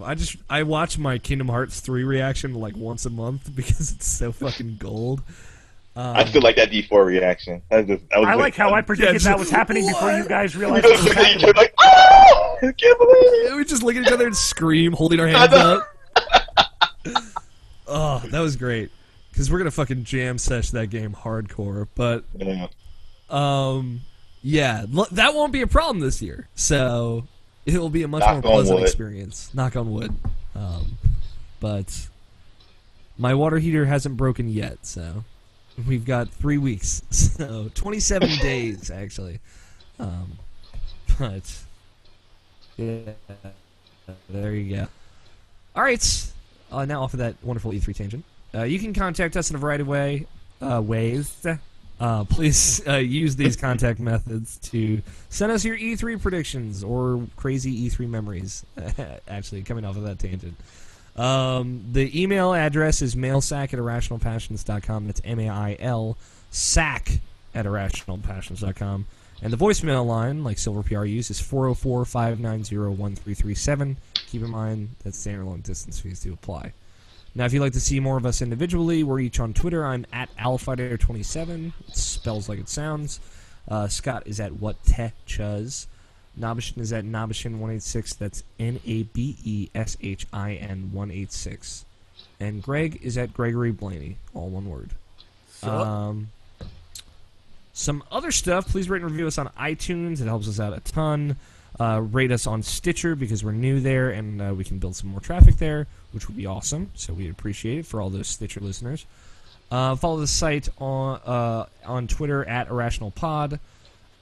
Check out Malicious Underground Podcast X, which Greg hosts. Episode 12 just went out. Yep. We are recording episode... At Malicious Pod. Yeah, at Malicious Pod. We're recording episode 13 next Tuesday. Which is the day this podcast will go out. Yep. Maybe I'll put this out early, though, because we're recording a day early. And check out Roommates. Roommates.podbean.com, or you can find it on IrrationalPassions.com. I would really appreciate it. Tell me what you think on Twitter. And, yeah, it's offensive and crude and a little racist, but it's all in good fun. Also, tell your friends. Malicious Underground is the sister, then what is Roommates? The black sheep stepchild? It's the cousin that's clearly adopted. Like, very obviously adopted. So, like, he's already a cousin, and he's already not, like, an integral member of the family. Step cousin. Yeah. He's basically a so like, cousin. so like, he's like He's the lowest lineage of the family he can possibly be. Yeah, basically. But he's still there, and he shows up to family dinners, and he puts his finger in your macaroni and cheese, and you're like, dude, stop that, and he still does it every fucking year. Does he ask you if he wants to rub his butt together? Nope, he doesn't. He's not there yet, but once he gets comfortable enough with you, he will. Anyway, tell your friends also, because word of mouth is the best way to spread the love. Tell them about Roommates. Tell them about Malicious Pod. Tell them about Irrational Passions. And while you're at it, check out the website. You can find all of this stuff and way more at IrrationalPassions.com. So, wait, and there's more. Is there? Spoilercast. And if it isn't already up in some form already, there will be a Mario Kart 8 Hypecast. So, yeah. There you go. That's all I got. Oh, wait. There's more! Let's close this out. We like to close the show with a kind of off-topic topic. Closing topic is what we call them. And they're usually different and trying to be a little fun or discussion-worthy. So I'll handle it. I'll take the reins this week. And Alex listens. I ask a question, and you guys give me your thoughts. And I'm not going to contribute to this discussion at all. I just want to know what you guys think. Sounds good. I have one that's not about video games this week, and I just want to know what each and all of you think of it. How do you guys feel about weed? Are you guys pro-legal weed? Are you indifferent? Are you how do you feel? Indifferent. I don't. Pretty indifferent. I mean, like, as far as medical use, it's the same as Oxycontin. Mm-hmm. I mean, if you were prescribed to it, you're pretty much fucked. Why is that? You know what happens with Oxycontin, right? I know people get really loopy on Oxycontin. Cotton, excuse me. Well, that's the other thing is it's partially addictive, Oh, and yeah. you will develop other tendencies because you're on it. Yeah, It's not like apparently weed's not addictive, but there's no non-harmful way to get into your body. Mm-hmm. To my knowledge. Okay. So you're relatively indifferent. Are you pro legalization? I don't care. Okay. If you ask me to vote, I'm stealing the voucher. I'm not running with it. What about you, Greg? You're saying you don't care? I'm with Scott. I don't care. It's whatever. You know, it's a plant. You like to burn it in Far Cry games. and listen to Skrillex music. Yeah, I mean, like, who cares at this point? Seriously. It's not like it's well, I shouldn't say that because I'm going to say it, then it does. But you know where I was going with that. Oh yeah, I don't care. Like It was recently decriminalized in Maryland, so that's what provoked this. Yeah, conversation. and it's been decriminalized in Colorado and Washington. It's been legalized in Colorado Legalized. for recreational use. So, Yeah, and there- Washington State. Yeah, there are different tiers to it. You decriminalize it to make it basically so at some point you can have so much on you or whatever. I don't know, someone explained this to me that knows more about this stuff than I do. And you basically won't get arrested or it won't get taken from you. You'll get fined.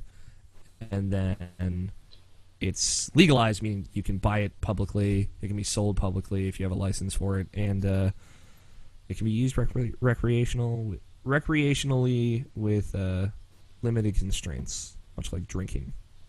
Mm-hmm. So, Yeah, like I'm really indifferent. It's whatever. Okay. Nobshin, what about you? Pretty much the same way. In my high school years, I I've been around with nothing but potheads. Not that I never smoked it. Like the only time I ever smoked weed was on my 21st birthday. That's because I was like, hey, fucking give me anything, and they gave me weed and alcohol and shit, and I just experimented with everything at that time. All right.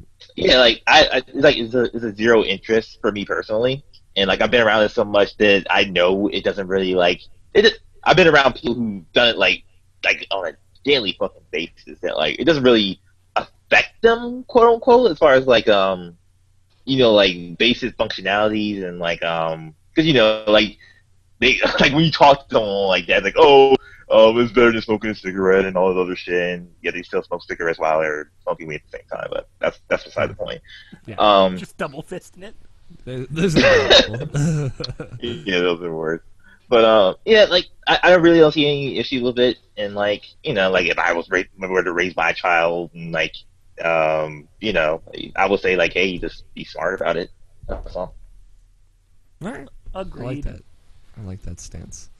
All right. I was just curious. What did the listeners? What listeners? Do you have any strong opinions one way or the other? You can tweet me. Let me know. But yeah, that's it. That's the show. This has been episode 179. It's been a good one. Very fun. I like the tangents we took this week. Thank you, Greg, for joining us a little late. I know you had dinner and whatnot. Nobshin and Scott, thank you, all of you, for being able to record on Thursday. I know we were throwing off our time schedule. It actually worked better for me, just saying. Yeah, there you go. Thank you to everyone who listened. You guys are the absolute best. Thank you to Danny Wiesner for your opening music of Two Player Co-op and your closing music of The World Is Saved. Both amazing songs. I haven't thanked Danny Wiesner recently, and I apologize for that. But yeah, thanks so much for that. Thank you again for listening. I've been Alex O'Neill. I've been your host. Play your games. Stay rational. We will talk to you guys next Friday. Title.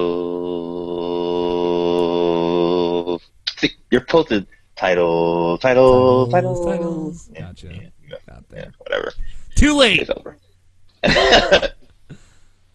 Dinkelberg. Damn you, Putin. Battlefield 4 Dragonborn DLC. Love to throw the balls around. Fabulous. Knocking my knuckles. I just thought it was a funny thing you said. Okay. Level up, bitch. Greg is the good son. Fry Card 4. What is Greg is a good son? Did I miss that? No, you were talking about like Demon Souls and Dark Souls. Oh, the Demon Souls. Oh, yeah, right. And I was like, oh, so Greg is the good son. So from a movie that no one watched. Macaulay Culkin. Elijah Wood. Fried Car 4. PlayStation Whenever. Don't put a camera on my fancy mic. Enjoy your piss. Bayonetta 2 in Persona 5. I really like Enjoy Your Piss for some reason. What do you guys like? I like Don't Put a Camera on My Fancy Mic. That I like seems that as well. interesting. I like that one too. Scotty. Okay. I'm cool with that. All right. Greg and Scott, please. Pick whoever's doing what and say the two things. What do you want to do, Scott? This is Irrational Passions, episode 100.